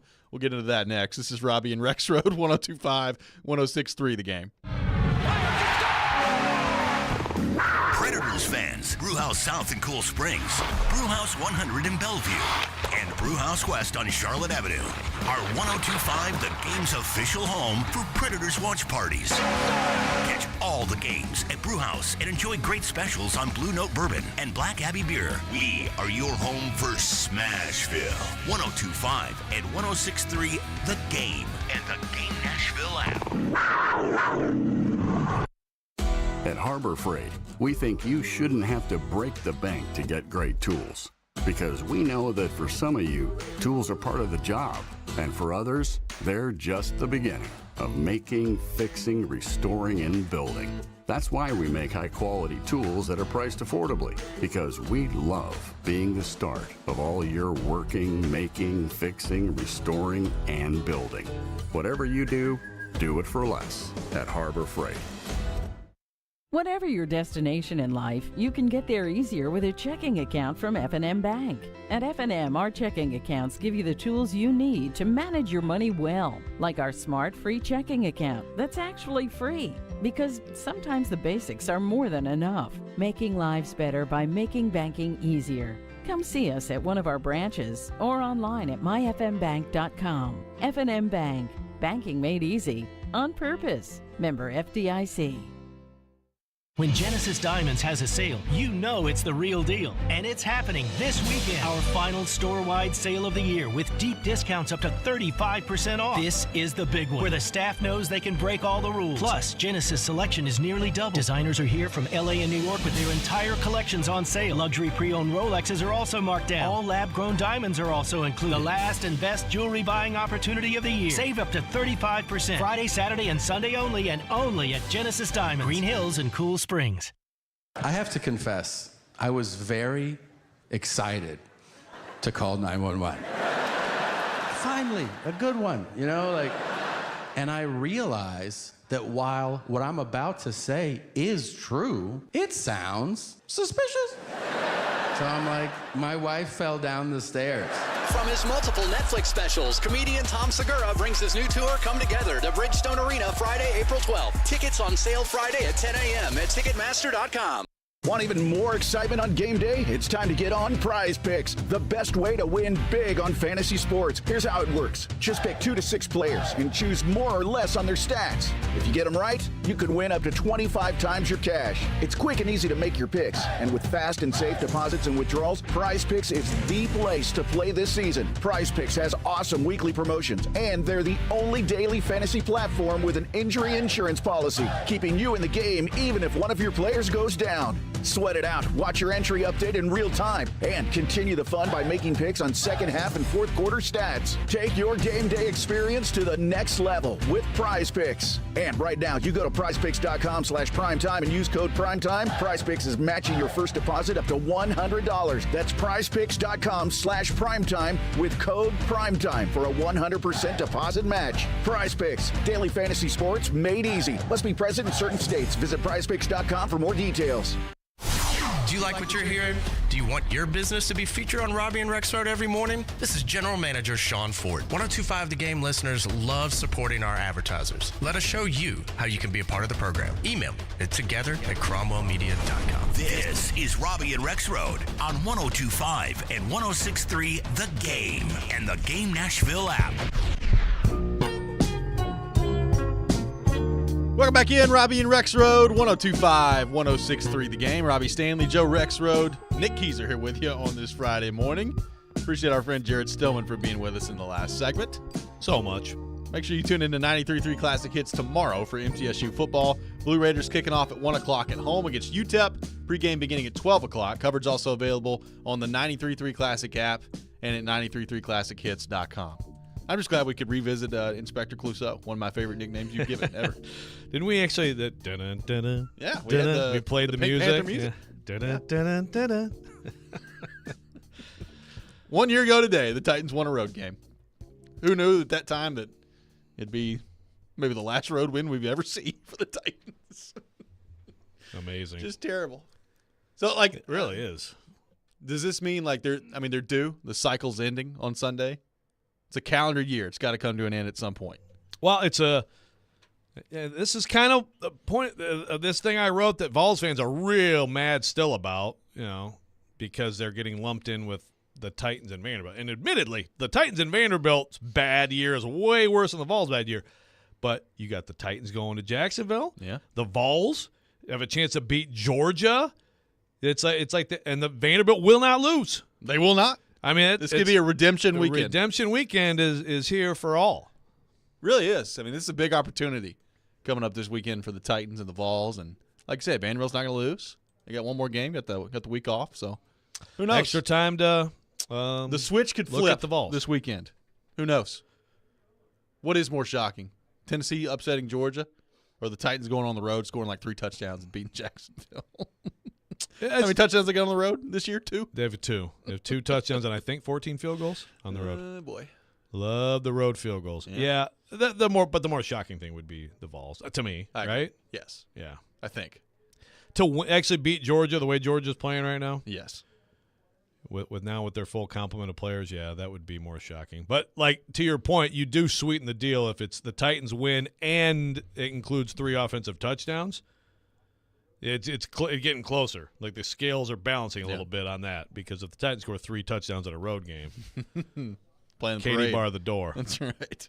What's your temperature of the Titans fan base right now? Because I do agree with Jared. Like it feels like this game heading into this weekend has almost no buzz just because people have watched the Titans play nine games this season. They're like, geez, all right, well, you kind of know what they are offensively with that offensive line, and the standings are what they are. They're the second worst team in the AFC. What's your temperature of the Titans fan base right now as it relates to how they're feeling now and what that could mean for the rest of this year? Well, look, I still think that there's a pretty decent level of interest that would not be there if it was just Tannehill quarterbacking this team and all the other things. So if they win this game and Will Levis leads them to the win in this game, then we are still talking about the future and a division with 4 teams that now have their quarterback, long-term, well, or at least medium-term quarterbacks. That's the second mute I've had today. Presumed. Thank you. It's a good word, too. 2 mutes. You can't mute yourself when you have a good word like that. So that means something beyond that they're 4-6, and okay, now we can talk about the standings and all that stuff. I mean, it means something if Will Levis goes in and beats Trevor Lawrence on the road, doesn't it? It's ultimately there's a lot more to it than quarterback, but we're trying to figure out how these quarterbacks are going to fare over the next few years, and it's going to have a lot to say about what I think could be a really good division if the Titans can fix their roster. Keith on the text line says, I think the Titans should take a bus to Green Bay, get on a plane, and fly back. Just start over. It's like Lost, like the show Lost. Yes. Yeah. The plane, or Fantasy Island. The plane. Everybody get on the bus. Driving up to Green Bay. We got to fly back. We got to do a little better. We did last time. We're all going to sit there. You can have one ginger ale. No swear words. No cards. The cards are the devil's work. We're going to play Connect 4 on the way back. That's good. Maybe that's what it's going to take for the Titans to get a road game. I mean, I don't know. I mean, to Jared's point, I don't know exactly what all happened on the plane. I don't either. Like, do we know for sure that, like, you know, like, did a bunch of other people who got off that plane get Ubers home? Like, I don't even, like, was it just a wild party? I don't know. That cold Green Bay air was messing with the minds of the Titans on the way back. Who knows? Yeah, it was brutal. God, it was brutal. Just an offensive juggernaut they were that night. 27 points. Well, and that was also, of course, I mean, that was the Traylon Burks breakout game. It was. You know, that was, here he is. And I do point to that game for that reason, because I've seen him do it in an NFL game. We won't see him do it this Sunday, because he's not going to be available, as we'll find out today for sure. Yeah. Even though it's basically been said for sure. But that was an example of Traylon Burks and what he can be as a player. Yep. Well, Will Levis, by the way, a full participant both days, so he is listed as a foot injury on the injury report, but he has practiced both days, so doesn't look like there's any concern there other than he's on the injury report. And it looks like maybe Tannehill will actually be the backup, the viable, healthy backup, the available backup this week. Yeah. And did not ask for his release, even though Nick Keiser sends us fake tweets about that. That is true.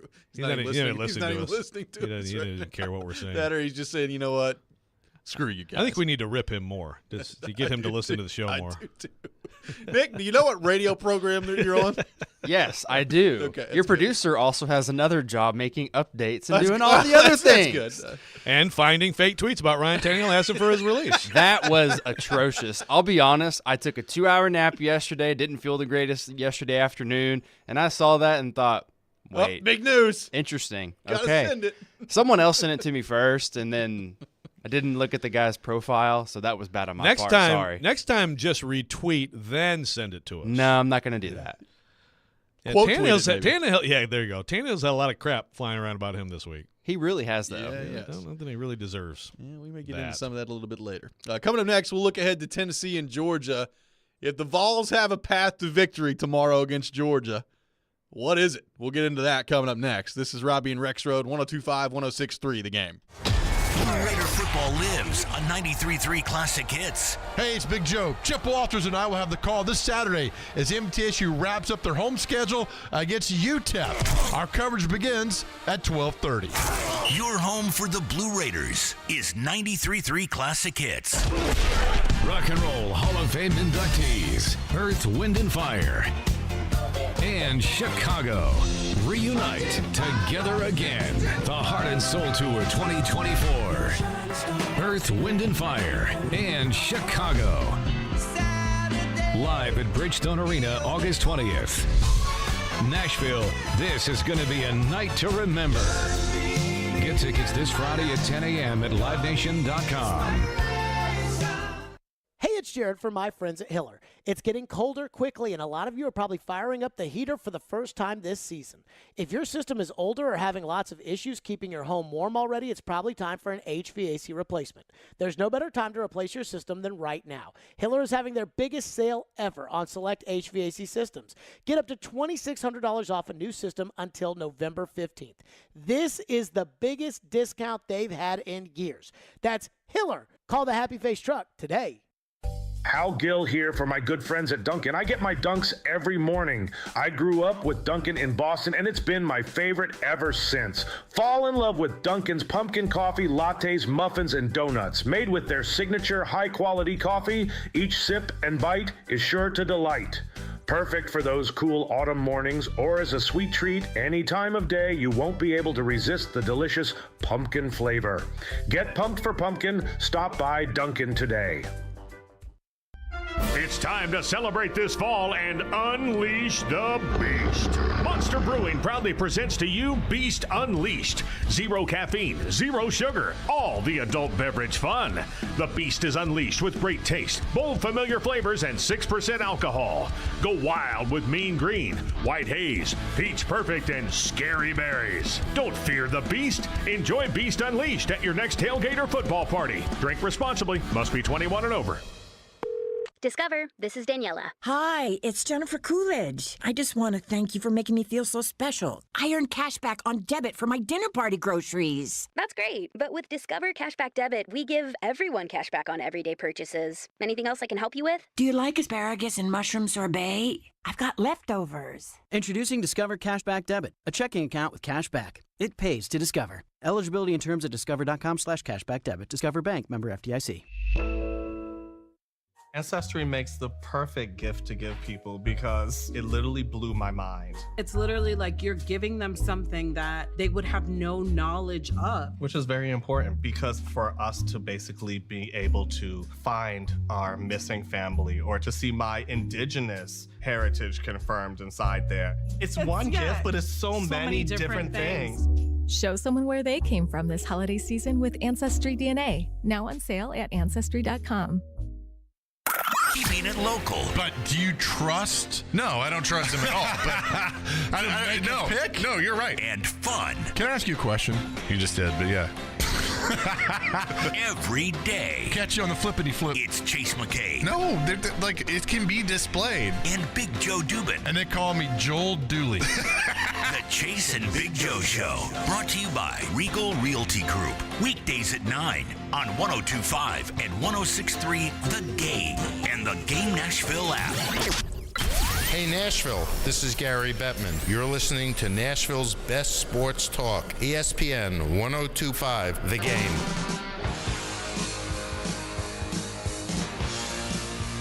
Join Jared Stillman, Chris Sanders, and Derek Mason at Twin Peaks in Cool Springs this Sunday from 9:30 to 11:30 for our NFL pregame show. They'll break down the Titans' Week 11 matchup against the Jaguars and give you the latest updates before the game. Our NFL pregame show presented by Parman Tractor and Equipment and Beast Unleashed. Robbie Stanley, Joe Rexrode, Nick Keys are here with you.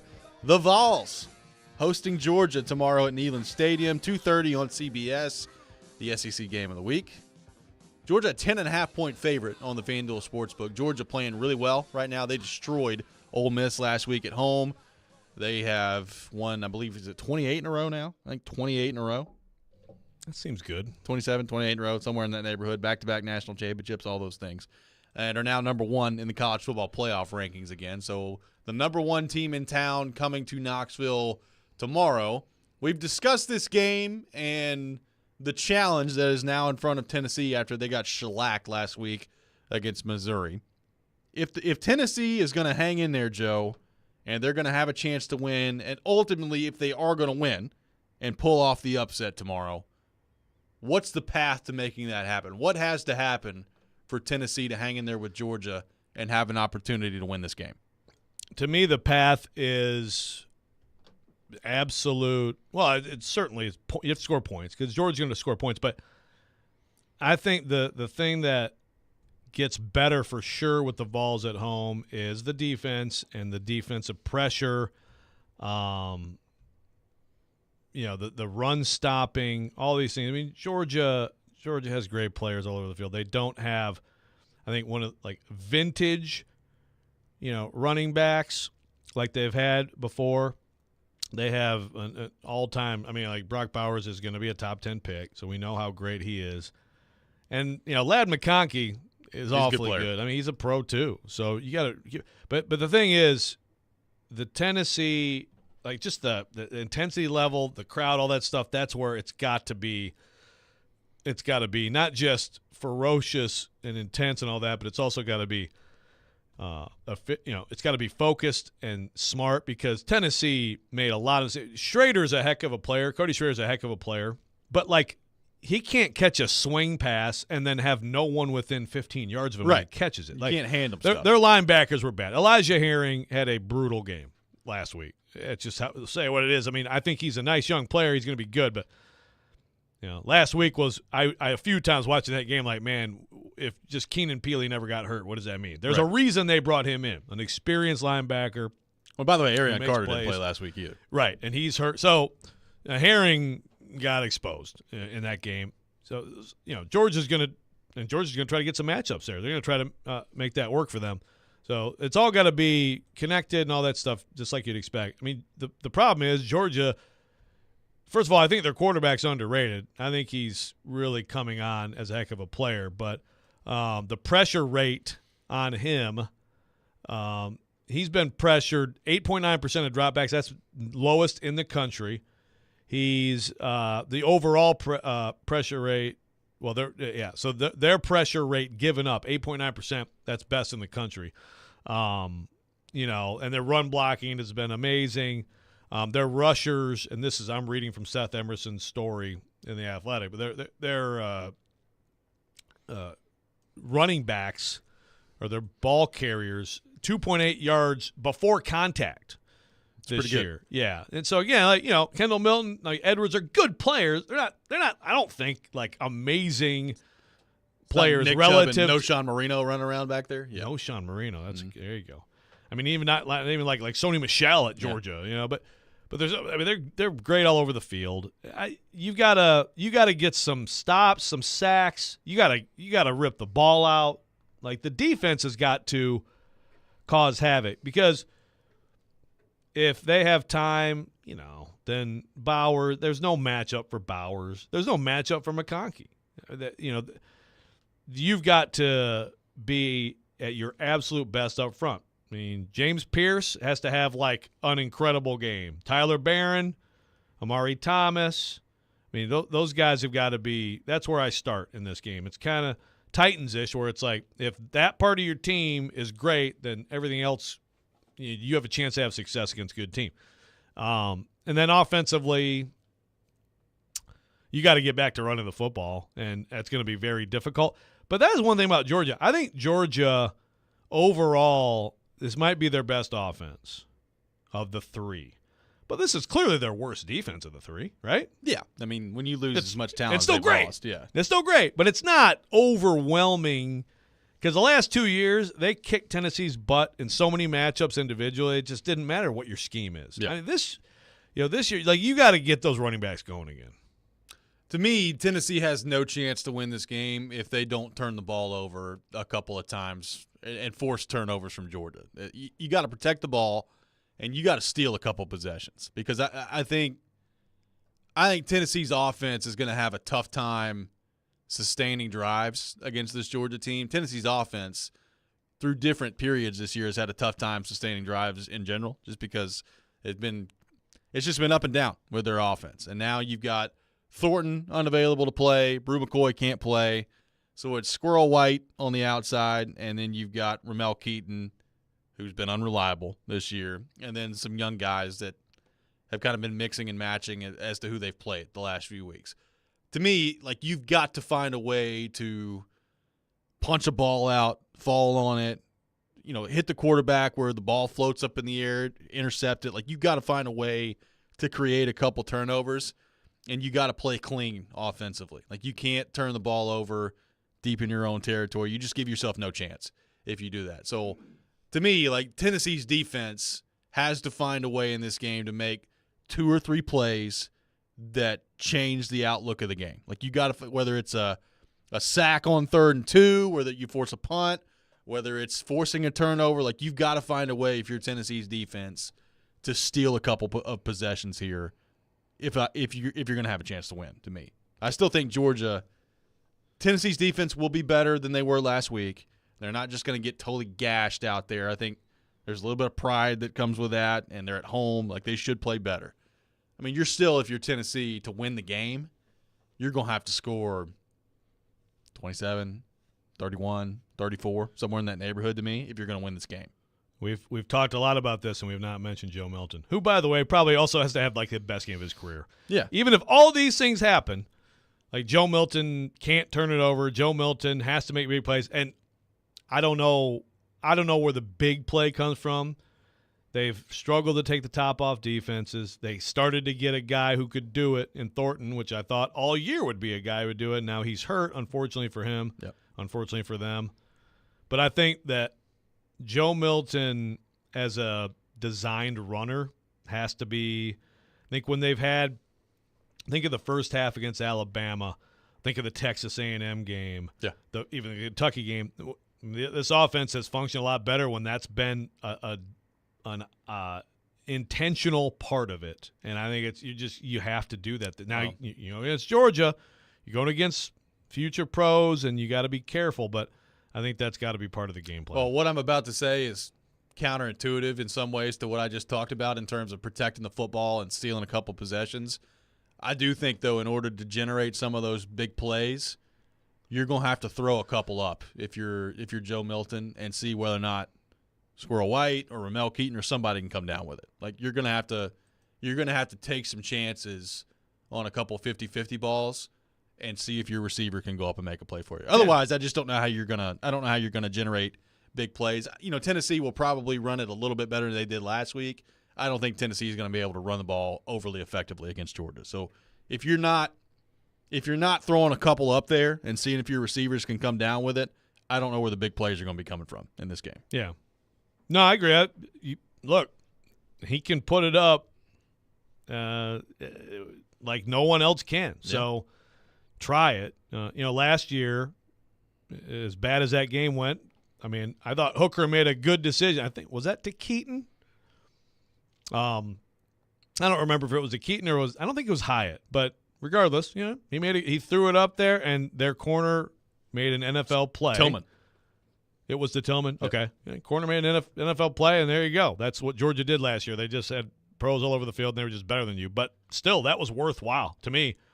If you get it to the point where you've got, even decent man coverage downfield, if it's man coverage, the choice route, you pick it deep and you go. And it's I don't know who's your best chance. More times than not, it's going to be man. Georgia's going to man up against them. It's what they've done ever since they played them. Right. Like they may have, a man free with a safety deep, whatever, Give it a shot, man. Absolutely. That's the only thing they did well on offense last week was the one time they took a shot, it worked. Was a touchdown.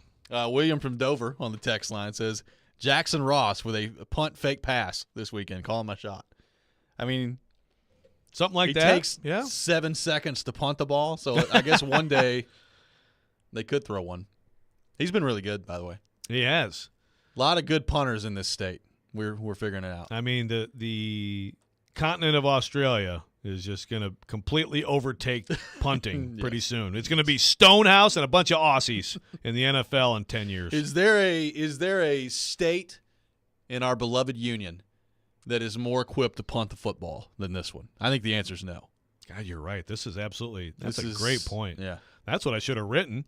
The greatness of punting in Tennessee rather than the awful year. Yeah. See? I mean, Tennessee, Vanderbilt, and the Titans all have excellent punters. Absolutely. Not just good punters.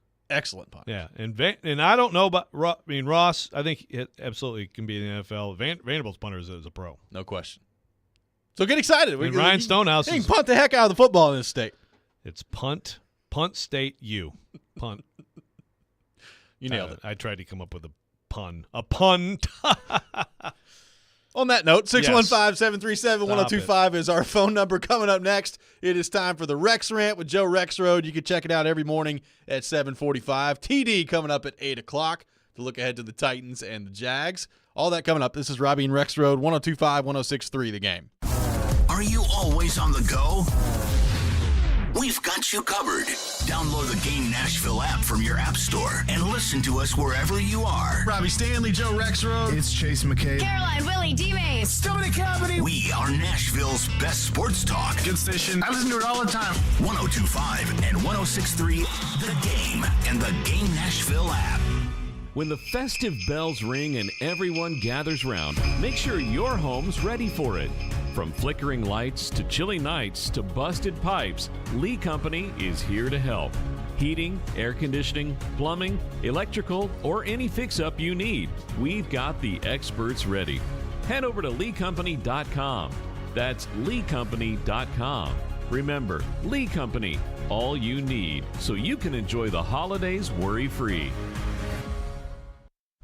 Vanderbilt Commodore fans, 102.5 and 106.3 The Game, along with 94.9 The Fan, is your new home for broadcast of games and the Commodore Hour on Monday evenings. Catch all the action for football, men's and women's basketball, and baseball all season long. Go Doors! Need cash for the holidays or want to be credit card debt-free for the new year? Call Loan Pronto today. Their Express Equity line of credit could get you $20, $50, $100,000 in as little as 5 days. Willie Donick here. Listen up. You've got a ton of equity in your home, and Loan Pronto can help turn that equity into cash to put it to use. You can access up to 95% of your home's value. Use the money to pay off all your credit cards or pay off personal loans. Start the home improvement project you've been looking for. You can get the money you need now and still keep your primary mortgage intact, so your 3% rate is protected. Call right now. 615-499-5780. Get the holiday cash you need or pay off all those credit cards. 615-499-5780 or go online at loanpronto.com. Equal housing lender, NMLS 166-1781, subject to lender approval.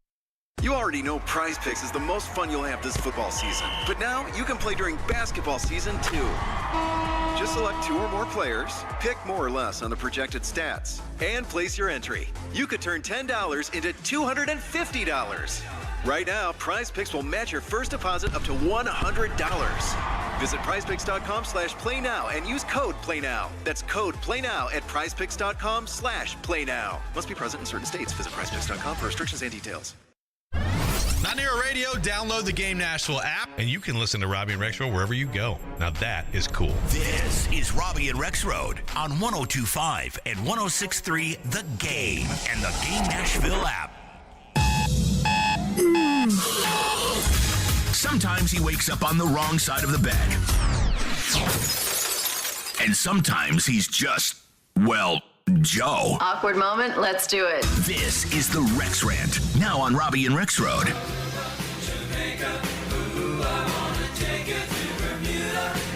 It is that time of the day, time for the Rex Rant with Joe Rexrode. You can check it out every morning at 7:45 here on the program. Joe Rexrode's Rant of the Day.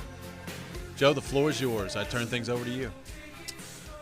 Well, like I said, you got a bad football team. Let's just talk about media stuff. Let's do that. This has been quite a media week. It has. Around here and around the country. And it's very disturbing, really, on a lot of fronts.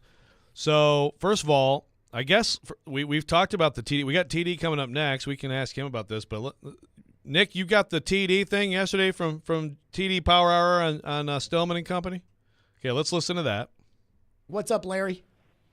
First of all, guys, most sacks comes off the ends in the NFL. It's a no-brainer. The reason Skoronski ain't out there in the end because Vrabel's too stubborn. But that's another point for another day. Teron, you don't want to lose your club privileges. I know you probably tell. Club privileges? What the hell are you talking about? You don't want to lose your privileges inside the organization. What I say on here has nothing to do with my privileges. You're talking out of pure ignorance. You're a Vrabel yes man. No, like. I ain't no Vrabel yes man. You can come to the studio and see me. I ain't no yes man. Don't get on here and disrespect me, man. I ain't no yes man. I speak my mind, and I have an opinion. And if my opinion doesn't agree with yours, then it's just not going to agree. But you're not going to sit here and question. No, F that. You're not going to sit here and question my character, dude. You don't even know me, so stop that. Can I get my point across, yes or no? Go ahead. Me and my daughter are huge Titans fans, and I tell her, Miss Amy is going to fire. Okay, so that was then he said a bunch of stuff, but Okay. So we got that. That happened yesterday, which I didn't hear live. Then I heard the replay. I'm like, my goodness. And that speaks to an all-time. I must have. How many pet peeves do I have, Robbie? You got a lot. You got a long fuse, though. Too many. Yeah, that's right. Great point made by me this week. Okay, and I'm putting this stuff all together. So let's hear Carissa Thompson from yesterday. And I've said this before, so I haven't been fired for saying it, but I'll say it again. I would make up the report sometimes because, A, the coach wouldn't come out at halftime, or it was too late, and I was like, I didn't want to screw up the report, so I was like, I'm just going to make this up. Because, first of all, no coach is going to get mad if I say, hey, we need to stop hurting ourselves. We need to be better on third down. We need to stop turning the ball Pressure over. the quarterback. Yeah, exactly, and do a better job of getting off the field. Like, they're not going to correct me on that. Right. So I'm like, it's fine. I'll just make up the report. Yeah, just make up the report. That's Carissa Thompson yesterday. That became a social media firestorm, which I didn't, these things get to the point where it's like everyone feels they have to tweet about it, which is fine. I mean, a lot of strong feelings about it. It's just I'm watching the world burn on that. All of it. And then, so this week we also had Karan J. Phillips commit an absolute journalism atrocity at the expense of Ryan Tannehill, which also, by the way, that apparently that idea has, like Micah Parsons has tweeted about it. It's so ridiculous, the Tannehill thing. All of which is, this has been a really distressing week in media. Yep. So let's deal with Carissa Thompson first. I saw she was on the Pardon My Take Barstool podcast. Correct. So I saw Barstool Big Cat tweet like, oh, you guys listen to it. Everybody's overreacting. Yeah, we just listened to it. Carissa Thompson should never work another sideline. I mean, I'm sorry. Like, that's – you make stuff up? I don't think people have been outraged enough. Again, social media makes things so just – it's like you just got to get away. And I mostly try to just get away from it. But I did –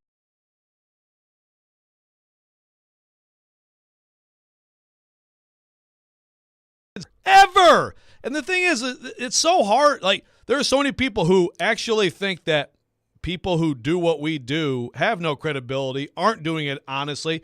I'm telling you, most people do. I cannot buy that there's another sideline reporter out there, and maybe there is, but I have a hard time buying it. I'd say it's 99% that would ever make something. Oh, I didn't get the report. Just if you do your job, that is a hell of a hard job, sideline reporting. A lot of people think it's just like, attractive women say whatever, and I know some people are like, who cares about sideline reports? That's a bunch of crap. Bunch of fantastic reporters who do that job. I could never do that job. That is a hard job.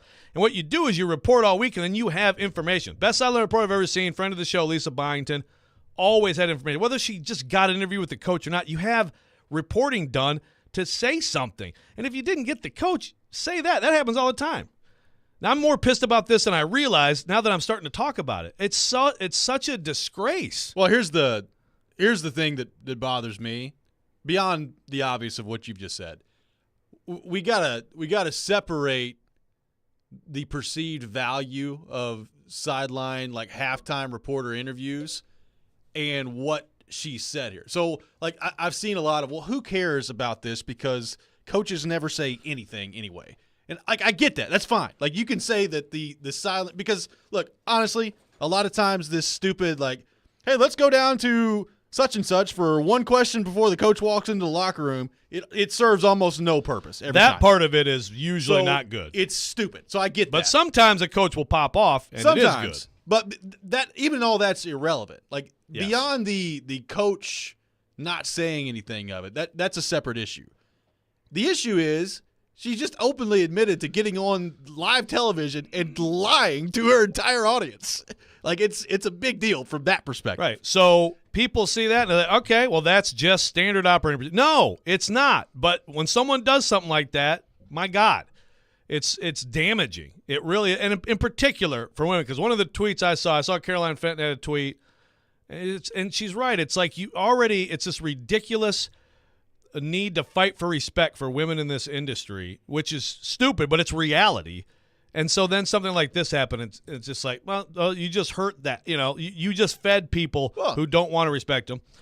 Karan, Jay Phillips writes something like there's serious issues to write about with race. There's a lot there, but this was just total made up garbage. And again, so people who want to scream that it's all just, people playing the race card, well, there you just fueled them. And now we flip it around to the TD thing. It's kind of tough to try to draw these things together, but it's just a media week. Here's the caller. The thing that really pisses me off is this, like, you're worried about your access. We talked about this.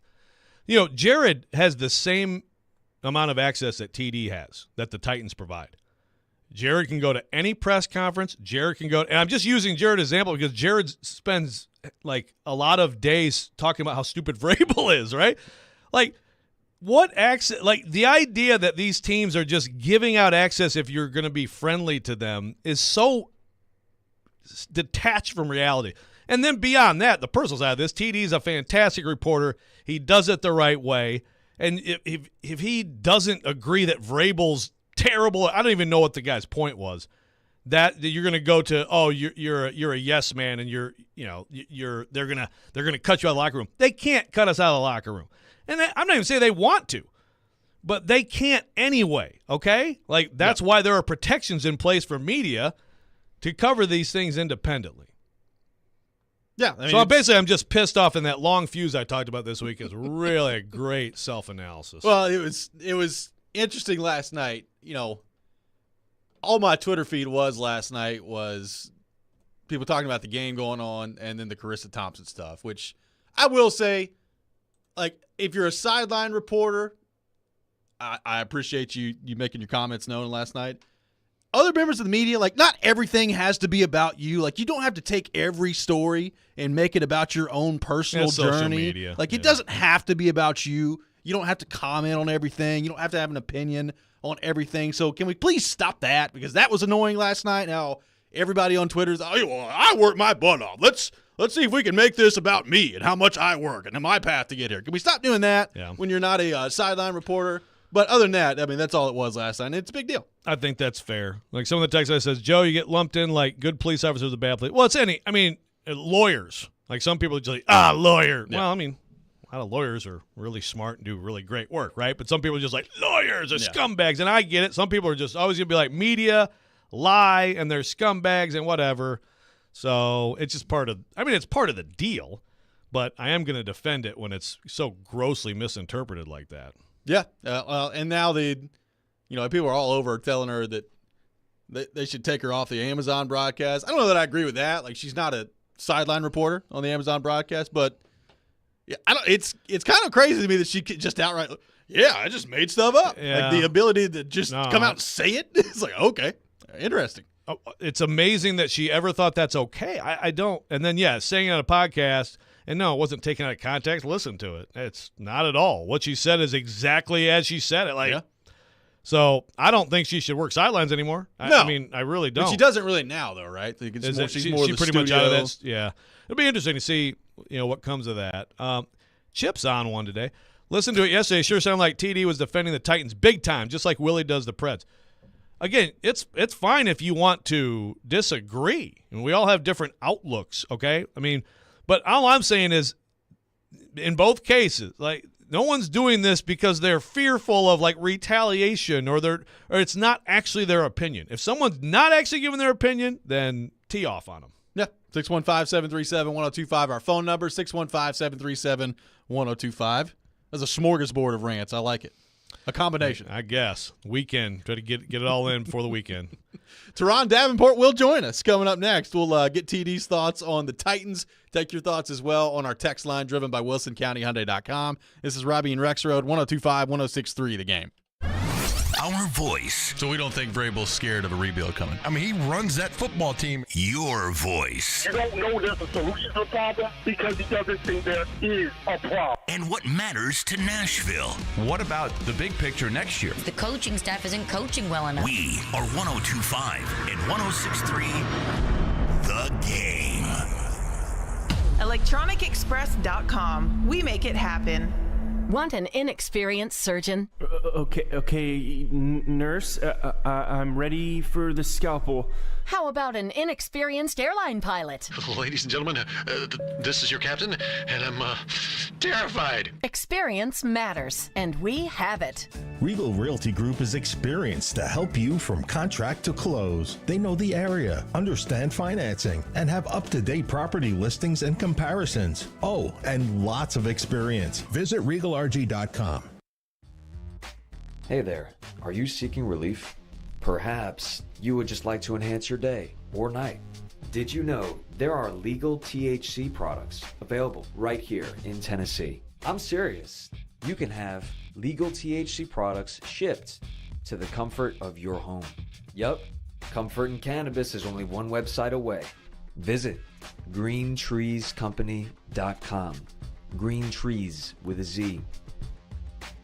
Your company's hiring. Who isn't? We would love to show you how to use 1025 The Game to attract and retain employees. We can also help you find the exact person you're looking for with a targeted digital campaign. You can trust our team to help you build your team. Email us at together@cromwellmedia.com.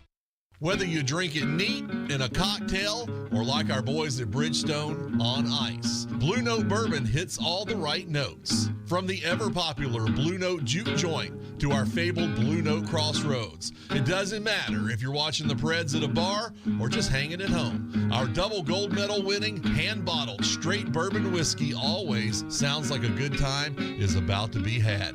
Blue Note Bourbon. Take note. Sip responsibly.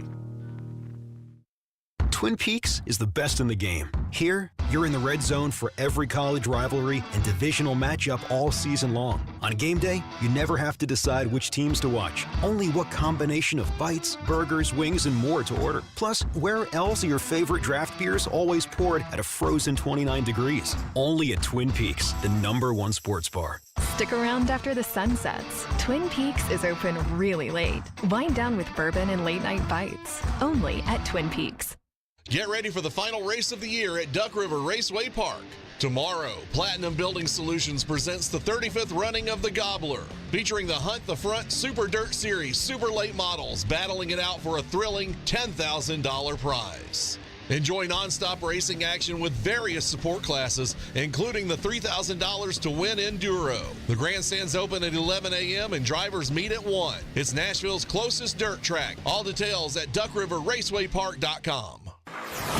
Now, your Game Center update. This update is delivered by Black Time Moving. I'm Nick Keyser. The Tennessee Titans head down to Jacksonville to take on the Jags this weekend with the fewest interceptions in the NFL with 3. Defensive coordinator Shane Bowen addressed how he feels about the Titans' defense needing more turnovers. We expect to get a little bit more. We work at it. We emphasize it. I think the encouraging thing for me, for the most part, is you see the attempts. You see the attempts. You see guys trying to hammer at the ball.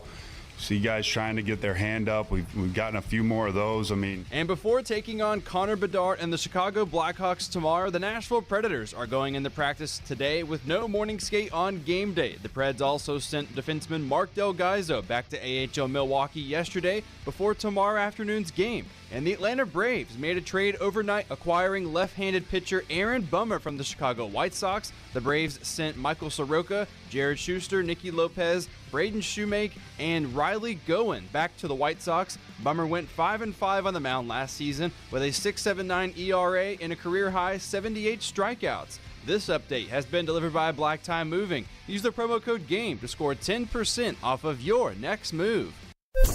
Live from the Hiller Plumbing, Heating, Cooling, and Electrical Studios. WPRT FM Pegram, WPUC HD2 Laverne. Broadcasting on Alexa. I appreciate that. And other smart speakers.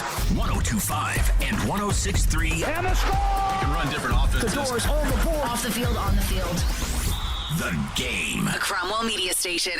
Mixing sports and a little bit of fun. This is fun! On your morning drive.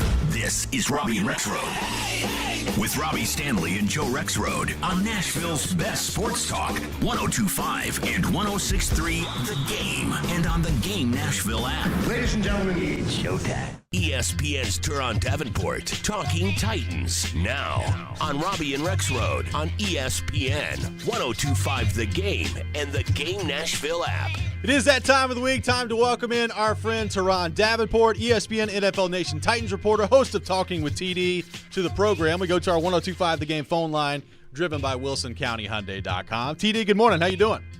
Hey, good morning. What's going on? Not a whole lot, man. A little spicy yesterday on the TD Power Hour. We enjoyed it. TD bringing the noise yesterday. You know, here's the problem. In this day and age of hot takes and screaming and yelling, if you don't criticize that way and present balance, people think that it's an agreement. I mean, you look yesterday at that show, I clearly said fans should be happy right now. This team should be better. I said they were wrong in the risk that they took in, you know, going with Chigakonkwo as the number one tight end and signing Andre Dillard. But guess what? It was calculated risk. See, like when you present balance, people with limited elementary minds, they can't conceptualize the idea of understanding why something happened, but saying it's wrong. So that's more or less what it is. But, you know, you always have a few idiots in the group that just can't grasp reasoning, and that's really all it is. I don't agree with everything the Titans do. Shoot, I hated the Kevin Byard trade. I felt it was wrong. I told the GM to his face that I don't know that was a good trade. But, you know, I'm a Vrabel yes man. Careful now. They're going to take away your press pass, TD. Careful. Easy. Yeah, well, you know, first of all, I mean, you should get combat pay anyway for doing an hour with Jared every week. That's I mean, true. that show. I mean, if there's ever a place where you're going to get that, wouldn't it be that show? You know what I mean? Like, I'm actually, as I'm listening to it yesterday, I'm like, I'm surprised it doesn't happen more often because Jared riles everybody up with his takes, right? I mean, like you're like the. I'm trying to think. It's like like something that calms the sea, you know. Like I don't know what would do that, but it's like this roiling, just controversy with Jared all the time, and you come in there and bring some level-headedness, and so some people who love what he does are going to be pissed off by that, right? Yeah, Let's blame Jared. An Alka-Seltzer for an upset. There stomach. you go. There it is. Beautiful. and then even you know the caller, he went on some stupid story about him and his daughter talking about Vrabel and being Amy, and then he said, you know, if he doesn't start winning, he's going to get fired. Literally, the previous segment, I said, you know what? If things go right and they continue losing, there's a good chance he won't be here. See, that's selective listening. That's all. And people just, you know, some people like to create drama, and they brought a part of me out that, you know, I had tucked away for a little bit. Well, TD, it's 1 year ago today, hard to believe, was the last time the Titans went on the road and won a football game. It was Green Bay a year ago. They were 7-3. They lost 7 in a row after that, and they've been 3-13 ever since and have not won a game on the road. Why do you think, and I'm sure some of it is quality of opponent, why do you think they've been as bad as they've been on the road and this year have played much better at home? What's the disconnect there in your mind? I don't know, but the big thing, they can't score on the road. Yeah. They have 2 touchdowns on the road. 2 touchdowns in 6 games. You're not going to win that way. You know, and then they also seem to have a penchant for giving up explosive plays on the road as well. I mean, it's happened at home too, but I think you have that combination and lack of turnovers. That's something else. They finally got one with Roger McCreary getting an interception, but they have 3 picks on the year. 3. Geno Stone has 6, and he wasn't a starter entering this season. So there's a lot that goes into it. The protection is bad. You know, there's times, you know, you got your drops. Those have been issues, and then they're not impacting the quarterback as much. Whereas, like, they're getting him. Like, you look at the last week's game, and Jeffrey Simmons, he talked about it. They got Baker Mayfield on the move, and that's great. You knocked him off his spot and stuff like that. But what happened to the strip sacks? What happened to the tip passes that should lead to interceptions? And Simmons had one, but Garrett wasn't able to locate the ball and pick it off. So it's just a collection of things.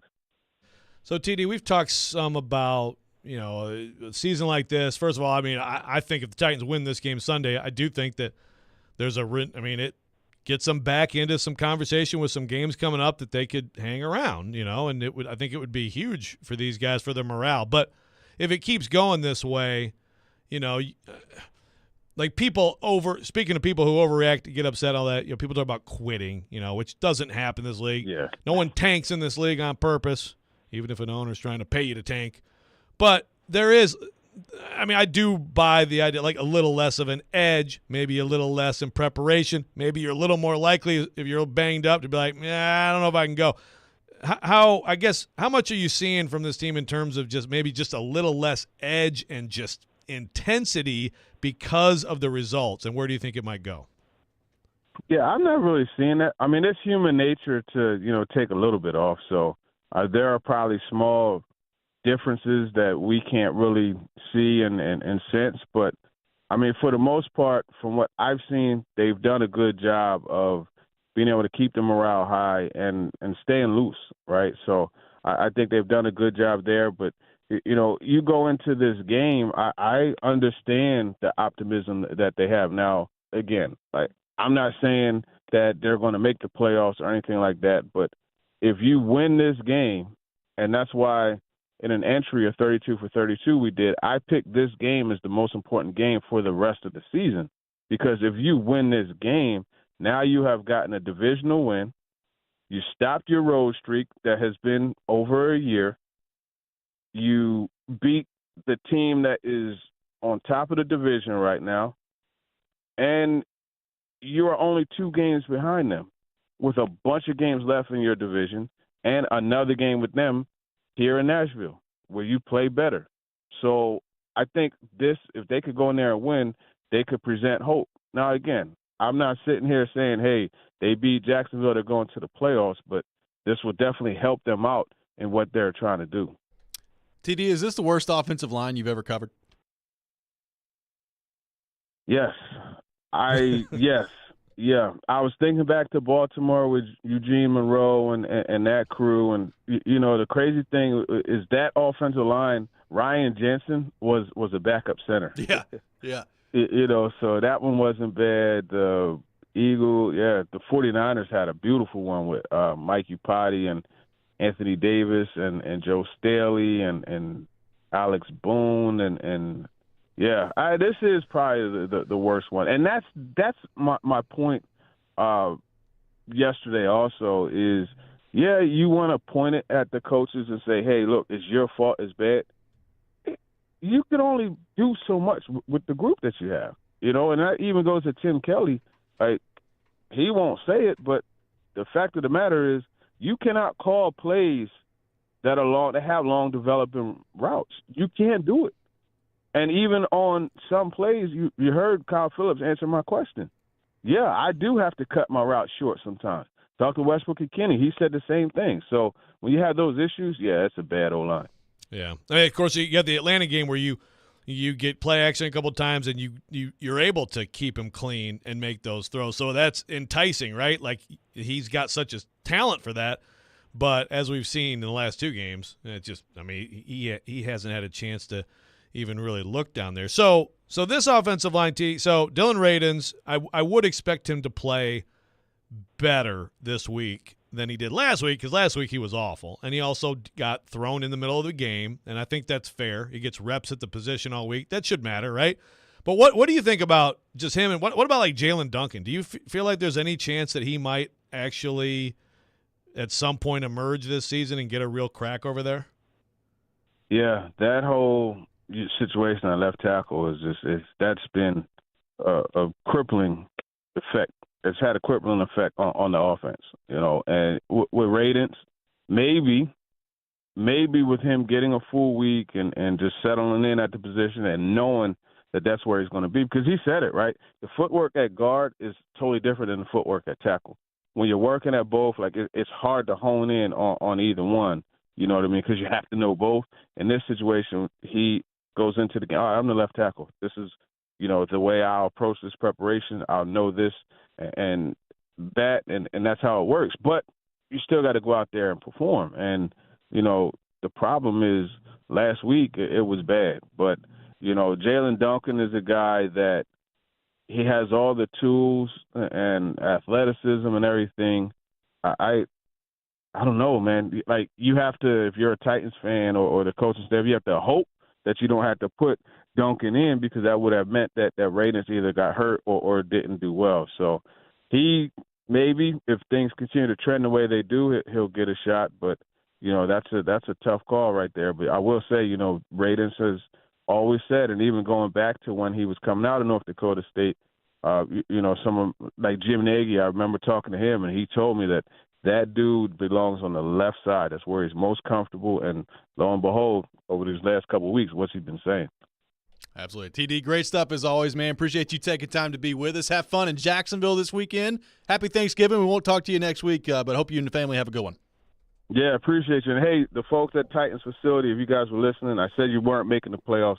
Please allow my code to still work so I could get in the building. Yeah, I don't know, man. And those who had all that trash to talk, go walk on some Legos barefooted. Oh, yes. Ooh. The worst pain I like imaginable. Yeah, it does hurt. I've done it a time or two. TD, thanks, man. Love you, TD. All right, man. Teron Davenport, our guest. Barefoot stepping on a Lego. It's rough, man. That's a heck of a – I love that as a – like you like go pound sand. That's a great one. Go step on a Lego barefoot. Pretty That's good. a good one. I have to adopt that one. Yeah.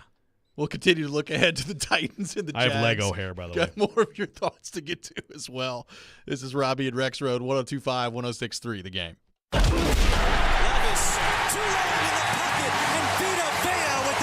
The Titans are 3-6 after losing to the Bucs. I'm worried this is stunting the growth of the big picture here. Can they rebound against Jacksonville? You're not winning if the offensive line continues to play the way they have been playing. Keep it locked to Nashville's best Titans talk, 102.5 and 106.3 The Game and the Game Nashville app. Hello, baby. Sammy Hagar presents The best of all worlds. I'm bringing some of my best friends along. Michael Anthony, Jason Bonham, and Joe Satriani. August 28th, Bridgestone Arena, with special guest Loverboy. One night, every era, and a whole lot of Van Halen. Tickets on sale this Friday at 10 a.m. at LiveNation.com. Genesis Diamond's biggest and last sale of the year is here this weekend. It's an extraordinary event with savings up to 35% store-wide. Rings, earrings, pendants, bands, bracelets, nothing's held back for this once-a-year 3-day store-wide event. Acclaimed designers are here with expanded collections and special pricing. Plus, get 0% interest financing. Luxury pre-owned Rolexes included. Lab-grown diamonds included. It's this Friday, Saturday, and yes, even open Sunday for this incredible event. Genesis Diamonds, Green Hills and Cool Springs. Get ready to elevate your game day experience. Titans fans, it's all happening at Mimo Bar on Titans Terrace. Just a short walk from the bridge at First and Dunumbrian. They've got your epic pregame and postgame covered with their Italian classics and sensational cocktails. Your senses will be on a joyride. And hey, listen to this. Everyone at the Titans Terrace gets a chance to bag a Gibson Guitars merch bundle, a $100 Mimo postgame gift card, or a weekend brunch for two. So why wait? Mimo Bar, where Nashville's heritage meets Italian flavor. Some people just know that the best rate for you is a rate based on you with Allstate. Not one based on the college football superfan who painted their back window in school colors, and their side windows, and the mirrors, and most of the windshields. Why would you pay a rate based on anyone else? Get a rate based on you with DriveWise in the Allstate app. Not available in California, subject to terms and conditions. Some states' participation in DriveWise allows Allstate to use your driving data for purposes of rating. While in some states, your rate could increase with high-risk driving. Safer drivers will save with DriveWise. Allstate Fire and Casualty Insurance Company affiliates, Northbrook, Illinois. At Grainger, we're for the ones who specialize in saving the day and for the ones who've mastered the art of keeping business moving.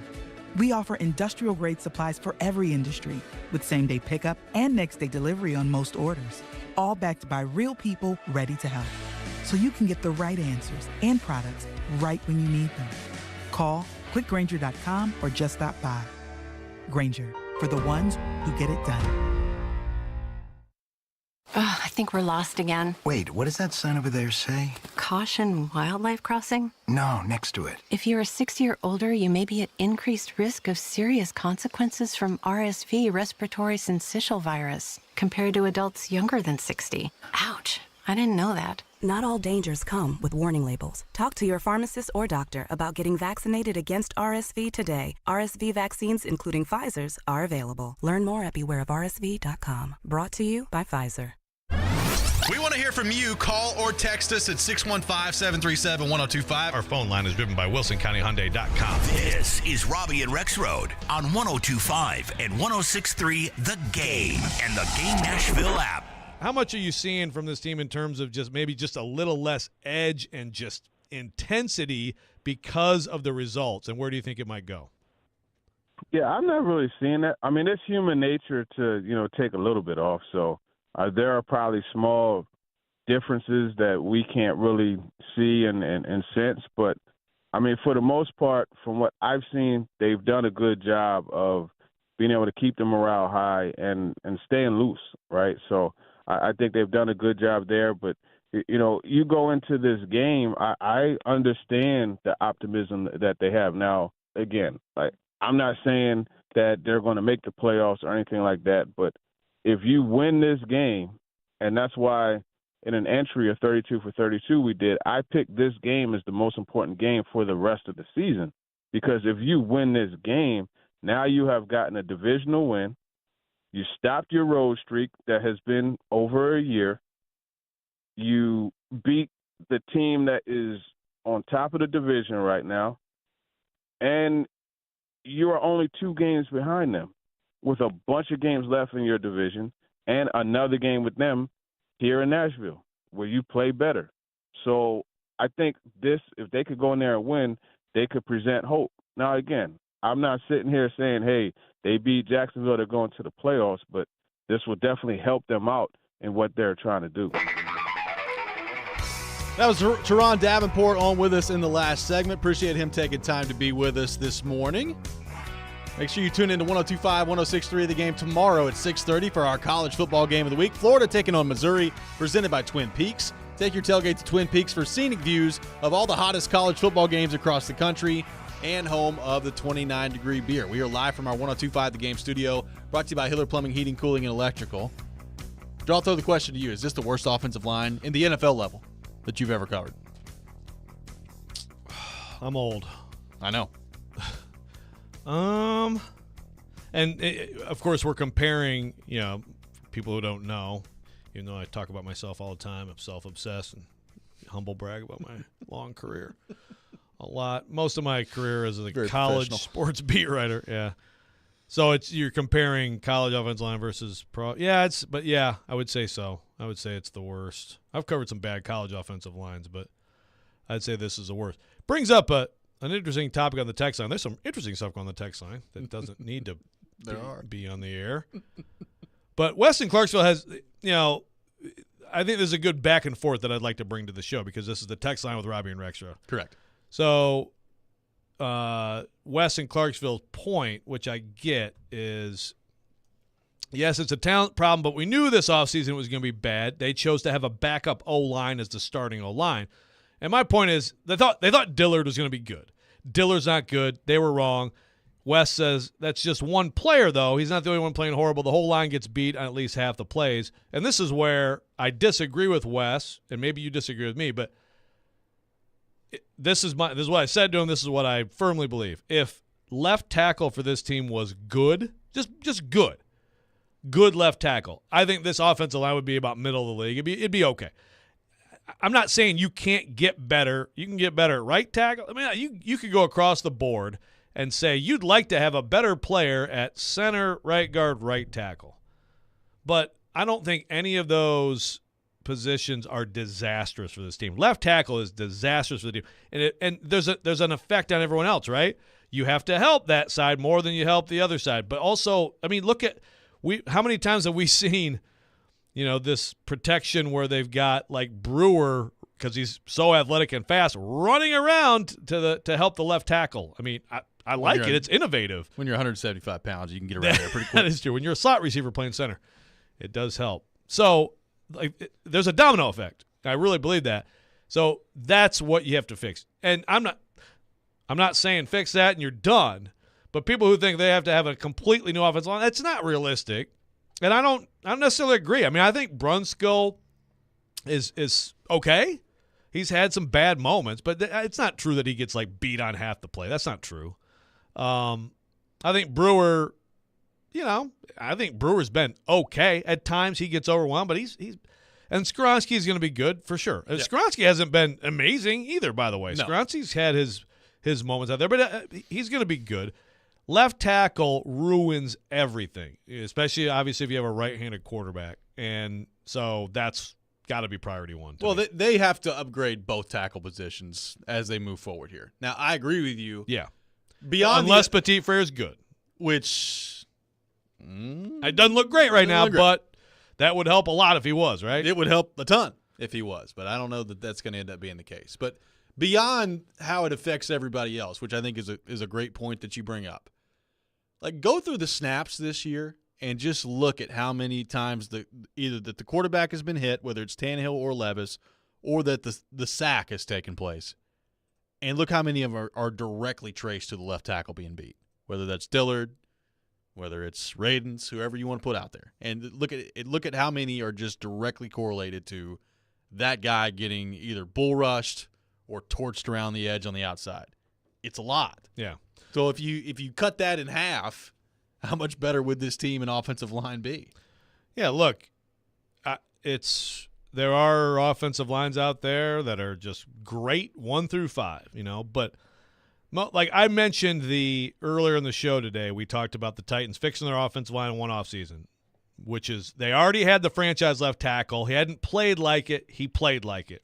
They got a franchise right tackle, if there's such a thing, 8th pick. But it was a great pick, and it's one of the mistakes they made over the years is letting him go.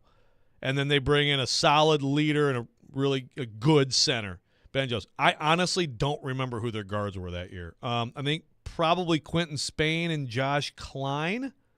I think that's right. Those guys weren't special or particularly good. I mean, Quentin Spain, in his time was a pretty good run blocker. They weren't great at guard, but they went miles beyond what they had been as an offensive line because you're really good at 3 spots. So, but especially, as good as Conklin was that year, and he was all pro, and they were solid on, they were solid against pass rush, both sides of, but Lewan became a star, standout left tackle, change everything. Right. Well, yeah, and that's what that answer is not currently here right now. Like in order to get your line to a place where it's not a huge concern. I mean, that answer doesn't exist. To TD's point, like there's only so much you can do with this personnel. So it's going to require the Titans addressing, to me, for sure, left tackle. And then the right tackle spot's interesting, Joe, because you can't address everything in one offseason. There's a lot of needs that this team has as we've gone through. And, Petit Frere will be entering his 3rd year next year. His rookie year, it was up and down. It wasn't very good, but it was a rookie. You were hoping he would take the next step. And then right out of the gate, you get suspended for gambling, and now you're hurt. So it's basically a wasted season for Nicholas Petit Frere this year. So if you're the Titans and you're Rand Carthon evaluating right tackle, like how do you view that? Like I doubt that they're going, let's bring Chris Hubbard back and put him in there for another year. So how do you view that if you're the Titans heading into this offseason? Yeah, it's a great question. Yeah, it's because it's like, are you rolling with Petit Frere? So much of it is like what they thought of Petit Frere before, even like, I guess, camp, during suspension, before he got hurt.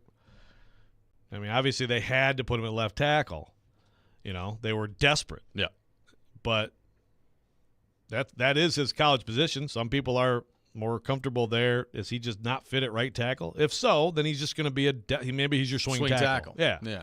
But then that means, so how the heck are you going to fix both of those with brand new players in one offseason? I mean, you can bring in somebody, but typically free agency, you're bringing in people like Kendall Lamb. Yeah. And I mean, they've had a string of guys that they've tried to at least be a swing tackle. Couldn't even be that. So choices are going to have to be made. But franchise left tackle, I just don't see how that isn't priority one. I agree that if you have a chance to take Marvin Harrison Jr., I would probably do that over, the Penn State or the Notre Dame left tackle. Darn it, I'm talking about the draft again. Make me stop. 615-737-1025. Coming up next, it's time for Pigskin Pick'em here on Robby and Rexrode. We'll get to what is a pretty good weekend of football coming up, even though the college slate a little bit. This is the SEC week, apparently, other than Tennessee, Georgia, where it's just like, so-and-so taking on left-right state, and you got a nice Alabama, Chattanooga. State. I like that. Yeah, it's going to be good stuff. Yeah. Really looking forward to the SEC schedule this weekend. We'll get to Pigskin Pick'em coming up next. This is Robby and Rexrode, 102.5, 106.3 The Game. Vanderbilt basketball lives here. Hey, it's Kevin Ingram. It's Vanderbilt and Central Arkansas this Friday night. Join Tim Thompson and me starting at 5:30. Your home for the Commodores is 102.5 and 106.3 The Game and the Game Nashville app. Hey guys, it's Mike from Newton Chevrolet GMC in Shelbyville. I don't know about you guys, but I love this time of year. I get to see all the beautiful fall colors, the beautiful weather. We're getting deeper into football season. It's just a reminder that we have much to be thankful for. The automotive industry gets a bad rap sometimes, but I still love it. Why? Because my goal is that our dealership puts the focus not on us, but on you, our customers. We're also so thankful that we've earned business not only from our local communities, but from places all across the United States. The response from customers far and wide is, "This was so amazing. I've never had a car buying experience like this." Check out our reviews online and see for yourself. So no matter if you're in the market for a new car, looking to sell your car, or even service your car, come and find out why Newton is different. Change your experience. Come see us in store or visit us online at newtonchevroletgmc.com. Get ready. The Electronic Express Black Friday blowout sale starts this Sunday at 11 a.m. Save up to 50% throughout the entire store and get the gifts you really want from your favorite brands like LG, Samsung, Sony, and more. Plus, get up to 36 months free financing on 4K TVs, appliances, computers, and more. Come shop the Black Friday blowout sale this Sunday through Wednesday at Electronic Express. We make it happen. Dell's Black Friday event is their biggest sale of the year. Shop limited time deals on laptops like the stylish, innovative XPS 13, engineered to do it all on the Intel Evo platform. Plus, save big on ultra-sharp monitors and top brand accessories. It's the perfect time to upgrade any home, business, or gaming setup powered by Intel Core processors. Shop now at Dell.com/deals to take advantage of huge savings and free shipping. Again, that's Dell.com/deals. Prescriptions require an online consultation with a healthcare provider who will determine if appropriate. Restrictions apply. See website for details and important safety information. Subscription required. Price varies based on product and subscription plan. Hey guys, did you know there's a generic form of Viagra that works just the same, but is 95% cheaper? And you can get it online? Just go to hims.com/joy. Through Hims, you'll get a free medical consultation, discreet shipping if prescribed, a 100% online process, and trusted generic alternatives to the name brands at up to 95% off. That's right, get generic for Viagra, the same active ingredient as brand name Viagra, but for 95% less. It's the same medication, still prescribed by a licensed medical provider, but with zero copay, no expensive appointments, and no awkward face-to-face conversations. To start your free online visit, you need to go to this exclusive address, hims.com/joy. That's hims.com/joy for your free online visit. hims.com/joy. Sometimes they take themselves too seriously. Tony Stark? Yeah. Right, Robert Downey Jr. They killed off Iron Man. They did. Actually, they never do that. How do you kill Iron Man? Well, now you gotta go watch Unplug it? Yeah. I mean, legit question. I'm not going to watch it. I'm just... They killed Iron Man? Take the batteries out. The Chase and Big Joe Show, brought to you by Regal Realty Group. Weekdays at 9 on 102.5 and 106.3 The Game and the Game Nashville app. Hey, this is Jordan Rogers, and you're listening to Nashville's best sports talk, 102.5 The Game. Now, it's time for Pigskin Pick'em with Robby and Rexrode on ESPN, 102.5 The Game, and the Game Nashville app. It is that time of the week, time for Pigskin Pick'em here on Robby and Rexrode. A standings update in the competition. Nick Keyser and myself, both 4-2 last week with our locks. Uh-oh. Joe Rexrode 3-3, no lock. So some ground has been made up in the competition. It's good competition. It is good competition right now. Overall standings, Joe Rexrode in first place, 39-27 overall, 5-6 on his locks, good for 44 points. Myself, 34-32, 7-4 on my locks, which is keeping me in the competition. Good for 41 points. Nick Keyser, 36-30 overall, 3-8 on the locks, 39 points in the competition. So a close one as we head into nearly Thanksgiving here, Joe. Yes. Football season is matriculating down the field. We're all as Hank Stram used to say. That's right. We're all above 500. So I think this is a show people should listen to bet on. I think so, too. Let's begin with Georgia and Tennessee. The Bulldogs, a 10.5-point favorite heading into Neyland Stadium tomorrow. Joe Rexrode, you are in first place, so you are up first. Georgia, favored by 10.5, going to Neyland. This is the toughest one for me, for sure. Oh, man. I'm going to go with the Vols. I think Georgia's going to win, and I think Georgia's going to win somewhat convincingly, but I'm going to say like 34-24, so that half a point makes a difference for me. I'll go Georgia. I think this is going to be about a 17 to 20-point win for Georgia. I look at the matchups, and pretty much all of them favor Georgia in this game. I know it's at home for Tennessee, and the crowd makes a difference. So I don't discount that, but I just think Georgia is significantly better than this Tennessee team is, and I think they'll win by around 17, somewhere in that neighborhood. So I'll go Georgia minus the 10.5. Nick Keyser, Georgia, and Tennessee. Bulldogs favored by 10.5. I have a feeling I'm going to hear you scream in the press box tomorrow afternoon, Robbie. But look, I do think Georgia comes out and stomps them. Honestly, I think it could be more than 17, but 17 sounds about right. So give me the Bulldogs this weekend. Don't let me down, Vols. Here on WHMR. Nick Hughes and I, no faith in Tennessee tomorrow heading into this matchup. I don't know. We'll see. I'm closer to Chase and Big Joe. That's true. That is true. I got him winning outright. I want free lunch. We'll see what happens. Yeah. Titans on the road on Sunday. Wow. Did you hear that? He should, right? They got to pay for his lunch, too. I agree. Yeah. You're part of the show. He should. Yes. Titans taking on the Jags on Sunday. Jacksonville favored by 7. I'll start on this one. The 7 makes it a little bit more difficult. It was 6.5 for most of the week. So the 7 is a little concerning. Having said that, I still am going to go Jacksonville. I don't think it's going to be a very good day for the Titans. I don't think the fact that Jacksonville just got their doors blown off last week helps in this matchup. And the Titans just aren't very good. I mean, it is what it is. The Titans are not good. I think Jacksonville's good, not great, but I think they're good enough to win this game by about 10. So I'll go Jacksonville minus the 7. Nick Keyser, Jacksonville favored by 7 at home. Yeah, I think Trevor Lawrence kind of stomps over the Titans after having a bad week. That was horrible against the 49ers last week. So give me the Jags this week. Joe Rexrode, Jags minus 7 in this matchup. Yeah, I agree. I'd love it to be 6.5 instead of 7, but I got to go with the Jags. Not much faith in the Titans for us this weekend. It's hard to have faith.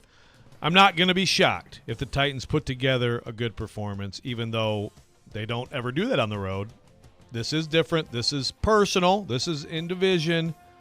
It's a year later. Maybe they start going the other way a year later, but I can't believe that's actually going to happen. Probably not. Got a gigantic Monday Night Football game coming up.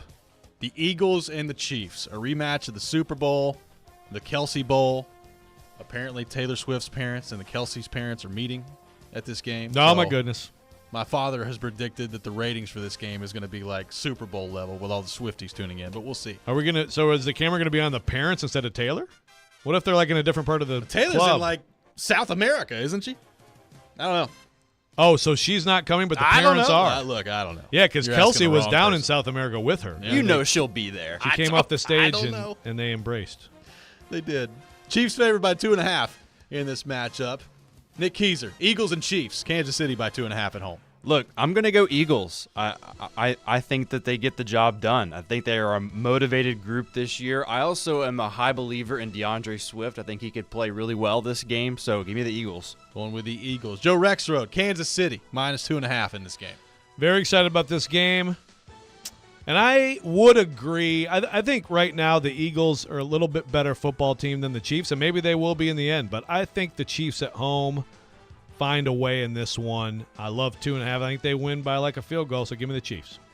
I would go the Eagles plus the 2.5 and to win outright. I think Eagles win this game on the road. I think they're the best team in the league. You could argue Kansas City. You could argue San Francisco. You could argue Detroit. Oh, sure. Only 2 losses on the season. Yeah. Just throwing that out there. Won by 1 million to the Ravens. But okay.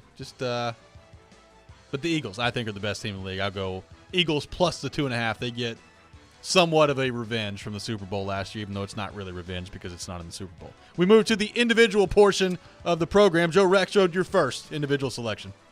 Illinois at Iowa, a game we're all excited to watch. Yes. What's the over-under? Let me 19? give you, that's a great. In fact, I should have just gone over-under on this. It is 31.5. There you go. I mean, they just had their over-under with like the lowest ever, right? Was like 27.5 last week or whatever. Yes. But Iowa at home favored by 3. Now, they lost their superstar cornerback, so they're banged up, and obviously their offense is awful, and their OC, Ferentz's kid, is on his way out. But, I mean, Illinois is a very good. Iowa -3. Give me the Hawkeyes at home and make it my lock. Wow. They may only score 7. I was about to say. But Illinois will get like a safety, and it'll be 7-2, and my lock comes through. -3 against Iowa is a bold move. I like it, though. Good stuff. Iowa -3 versus Illinois, locking down for Joe Rexrode. Nick Keyser, your first individual selection. All right, I'm going with Jared's Louisville Cardinals. -1.5 over Miami to start some weekend action off in college football. Louisville -1.5 against the Hurricanes of Miami. Louisville with 1 loss so far in the year. In the top 10, number 9. We'll see if they can keep that going. Jeff Brom, man. Good coach. I will start in the NFL. Give me the Detroit Lions -7.5 against the Chicago Bears. Bears going back to Justin Fields, apparently. Detroit, before a highly anticipated matchup on Thanksgiving Day between my beloved Green Bay Packers and the Lions, Detroit takes care of business. They win by 2 touchdowns against Chicago. So Lions -7.5. Joe Rexrode, your second individual selection. I almost took the Bears, but I'll lay off. All right, Florida at Missouri. I try to avoid reacting from one week to the next, like one team looks really bad or really good. Like a lot of times it goes back the other way. But Florida at Missouri -11, I think Florida's pretty crappy. And you know, they did hang in offensively against LSU. But I'm going to go with Missouri -11 at home. -11 against Florida. Are you saying that the way that Missouri played influences the way you think they'll play now in the future? Should we tell Coach? Thank you. Yeah. Oh, what was – I mean, what is he talking about?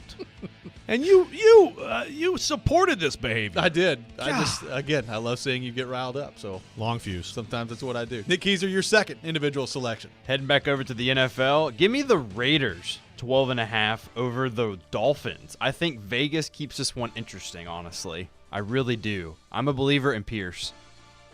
Well, I had that too. I think 12.5 is a big line, so I'll take the Raiders plus 12.5 against the Dolphins. Now I guess you're I'm copying Nick. Keyser this week. There we go. Well, dang.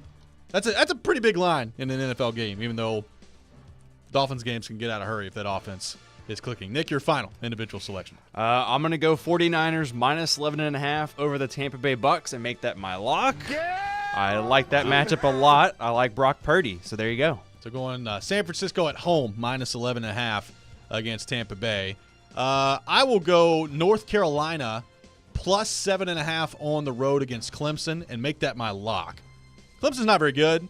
I don't know that North Carolina is all that good either, but I do have faith that they can keep it within a touchdown in this game. So I'll go North Carolina plus 7.5 and lock down on that against Dabo and Clemson. Tyler from Spartanburg will be very upset at the end of this game. Joe Rexrode, your final individual selection. Can you change lock after you said lock? No. You can't. Okay. Well, this is another example of – it's probably for the better. This is another example of me week to week. Okay, a team looked like something, so they're certainly going to carry that over, right? But, I mean, Cardinals at Texans -4.5. I look at that line, I'm like, -4.5 at home against the Cardinals? The Houston Texans? The great Houston Texans? The AFC South winning soon Houston Texans? I should have made this my lock, but I'll just take the Texans. Cardinals are 1-0 since Kyler Murray came back in there. Hey, Kyler looked okay running around. In fact, I have him in one of my fantasy leagues. I picked him up. So you think he's got one of those like virtual reality headsets when he's playing Call of Duty, and it kind of lets him see what's going on around him a little bit better? Maybe that's the key. Looked like it last week when he was running away from all those defenders. Looked good. Well, maybe that's it. Isn't there a new Call of Duty? Yeah, it came out like last week, didn't it? It kind of looks – it could be like football-ish. You're looking at a field of the stuff. Way to go, Kyler. Did great. Good job. Week 1 back. I'm counting on you, CJ. It's been Pigskin Pick'em. You can check it out every Friday morning at 8:30. Coming up next, we'll give our final look ahead to the weekend in sports. Tennessee, Georgia. Preds taking on the Hawks tomorrow at Bridgestone Arena. And the Titans and the Jags. We'll take your thoughts on all of it. Got some tickets to give away as well. Coming up next, all that coming up. This is Robby and Rexrode, 102.5, 106.3 The Game. Whether it's college football, players might end up not going to Alabama or Georgia, or the NFL, I think that this team wins the AFC South. Trevor knows. Join ESPN's Trevor Maddich every Tuesday at 4:30 on Stillman and Company as he gives his opinions on the latest from the gridiron. I'm going to the team where I can get a ring. Trevor Maddich brought to you by Houston Clinic Orthopedics, where experience matters, on 102.5 and 106.3 The Game and the Game Nashville app. You've heard of AI. We want you to know that some messages and content we broadcast is produced using AI. All content produced or written with AI is supervised by our staff before airing. AI is only a tool for all of us, and we use it for that purpose. You can be assured that we will not use AI in any way that is unworthy of your trust. Rock and Roll Hall of Fame inductees, Earth, Wind, and Fire, and Chicago reunite together again. The Heart and Soul Tour 2024. Earth, Wind, and Fire, and Chicago. Live at Bridgestone Arena, August 20th. Nashville, this is going to be a night to remember.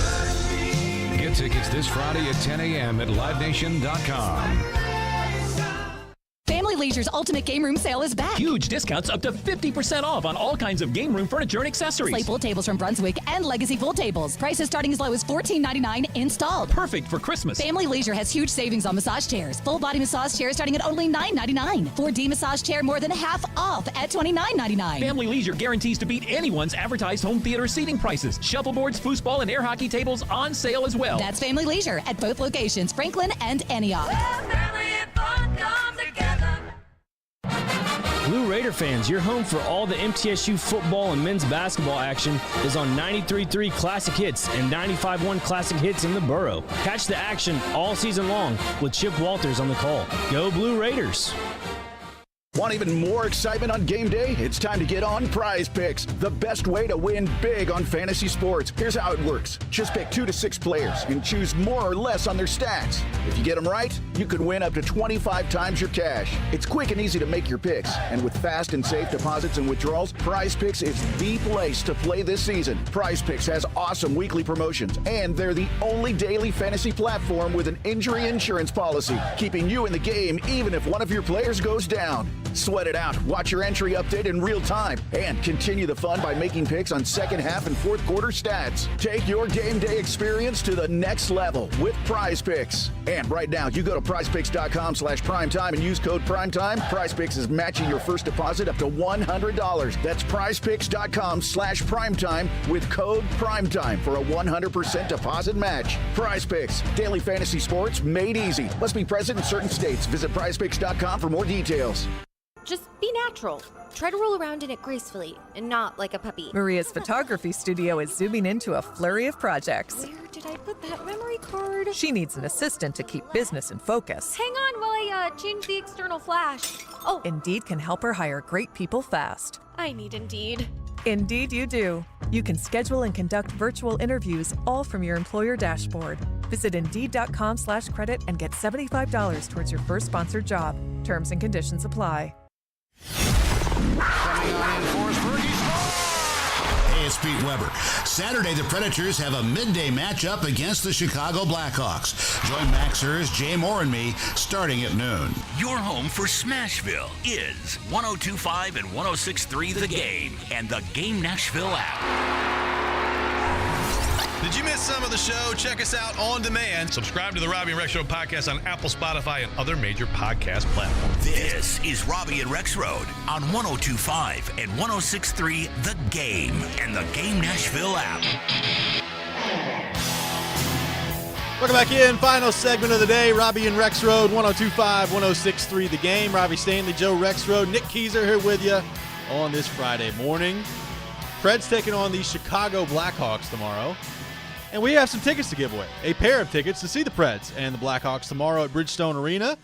Be the first caller. Rapid fire. 615-737-1025. Our phone number, 615-737-1025. Caller number 1 will win a pair of tickets to see the Preds take on the Blackhawks tomorrow at Bridgestone Arena. Connor Bedard and company coming in. Joe, speaking of that game, Preds right now at 5-10. Chicago's 5-9. San Jose got another win last night, so congratulations to the Sharks. They got their 3rd win of the year, which at one point earlier this month I was unsure they would get the whole year with how bad they are. The point of all that is you bring up the league standings. Chicago's at number 30 out of 32. The Predators at 31 out of 32. And then you got the Sharks in last place right now. Preds, from a record standpoint, need this one tomorrow against Chicago. They have struggled. They've lost 4 in a row. They've lost 6 of their last 7. UC Saros has not played well in net to this point. I do wonder, and I guess they're going to go Saros tomorrow because they've had 3 days off, and you got to find a way to get him out of the funk that he's in right now. But I almost wonder, like, if you're Andrew Burnett, would you consider going Lankinen tomorrow and then going back to Saros Monday, Wednesday, and Friday of next week? Like, I wonder what they do on that front. It's a really interesting question. I could make the case to do that. It's one of those things that you've had that time. So is it when you have the time, obviously, normal times, you're like, you have the time, go with your starter, go with your best goalie. Is it too much time away from him when he's stewing on a bad performance to not go with him right away tomorrow? You know, like, you look at it both ways. Yeah. It's interesting. Like, and the other part, like, I assume they got 4 games next week. So you got Monday against Colorado, Wednesday against Calgary. You're on the road in St. Louis Friday, and then you're back for Winnipeg that Sunday. So that's a lot of hockey they got next week. I would bet Lankinen gets at least one of them. So, like, do you want to give him one Saturday and then one next week? Do you give Saros one day off next week and that's it, and you allow him to play out of it? I don't know. But bottom line is he's got to be better. And you can point to different defensive breakdowns. It's never as simple as one guy in hockey for the most part.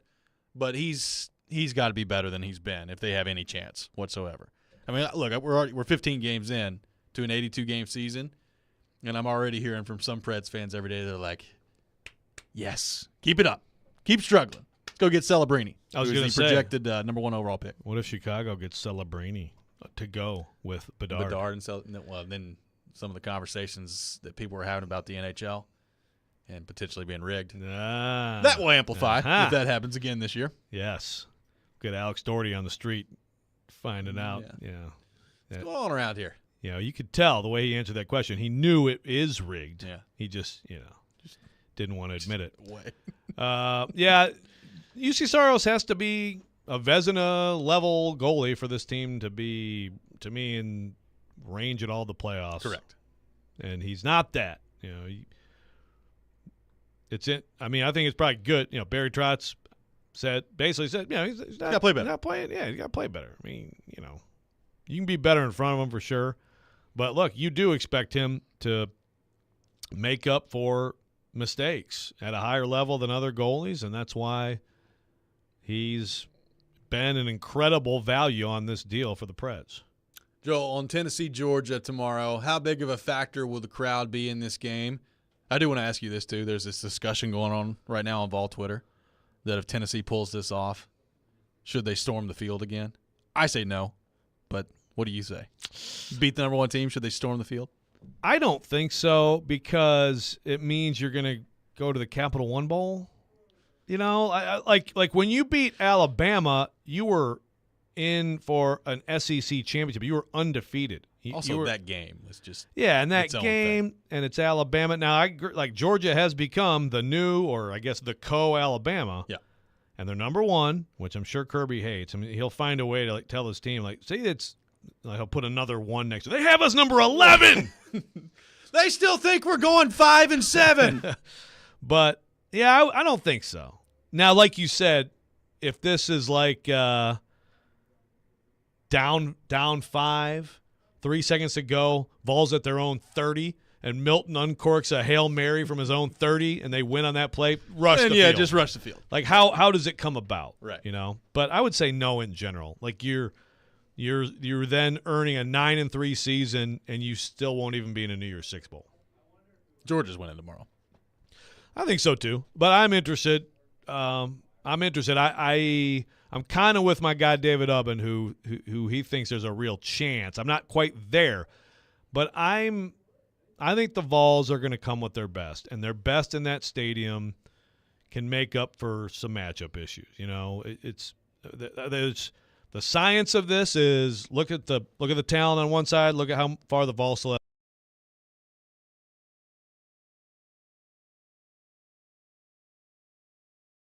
Football is there's a lot of intangibles in this thing, and emotion, and that I think is going to elevate the Vols' chances tomorrow. So you're telling me there's a chance? I think there is a chance. I like it. Not a big chance. Not guaranteeing an easy win like chasing Big Joe. But I think there's a chance. Monday's show, are we talking more about the Titans-Jags actual football game, or are we talking about what pick the Titans are going to have in the draft? How do we think Monday's show goes? You don't remember that the Maui Invitational starts Monday? No, well, I guess we could talk about that too. Exactly. The best hoops week of the year next week, baby. Thought we were going to save that for Thursday's show. Yeah, yeah, exactly. Yeah, you'd love that, wouldn't you? Yeah, we got to put off the draft talk as long as we can, folks. Let's put off the Titans get smoked. It'll be about the game. Yeah, it'll be about the game. We talk about the Levis, game Monday, the game. Right? Yeah, we can get to all the other stuff later. I'm kind of glad it's a short week next week in case both these teams just get their doors blown off. I mean, last weekend was pretty brutal football-wise around here. This one's got a chance to be pretty brutal as well. Yeah. Now, having said that, somebody like the Titans will go down there and win, or Tennessee will come out there and beat Georgia, and then it'll be jubilation on Monday. I feel like football fans around here are owed a little something. They are. 1 year later, maybe this is when it all turns around. And let's stop having bad media crap out there, too. Let's have a better media week. Hope everybody has a wonderful weekend. We'll be back 6 a.m. on Monday. Chasing Big Joe up next. This is 102.5, 106.3 The Game.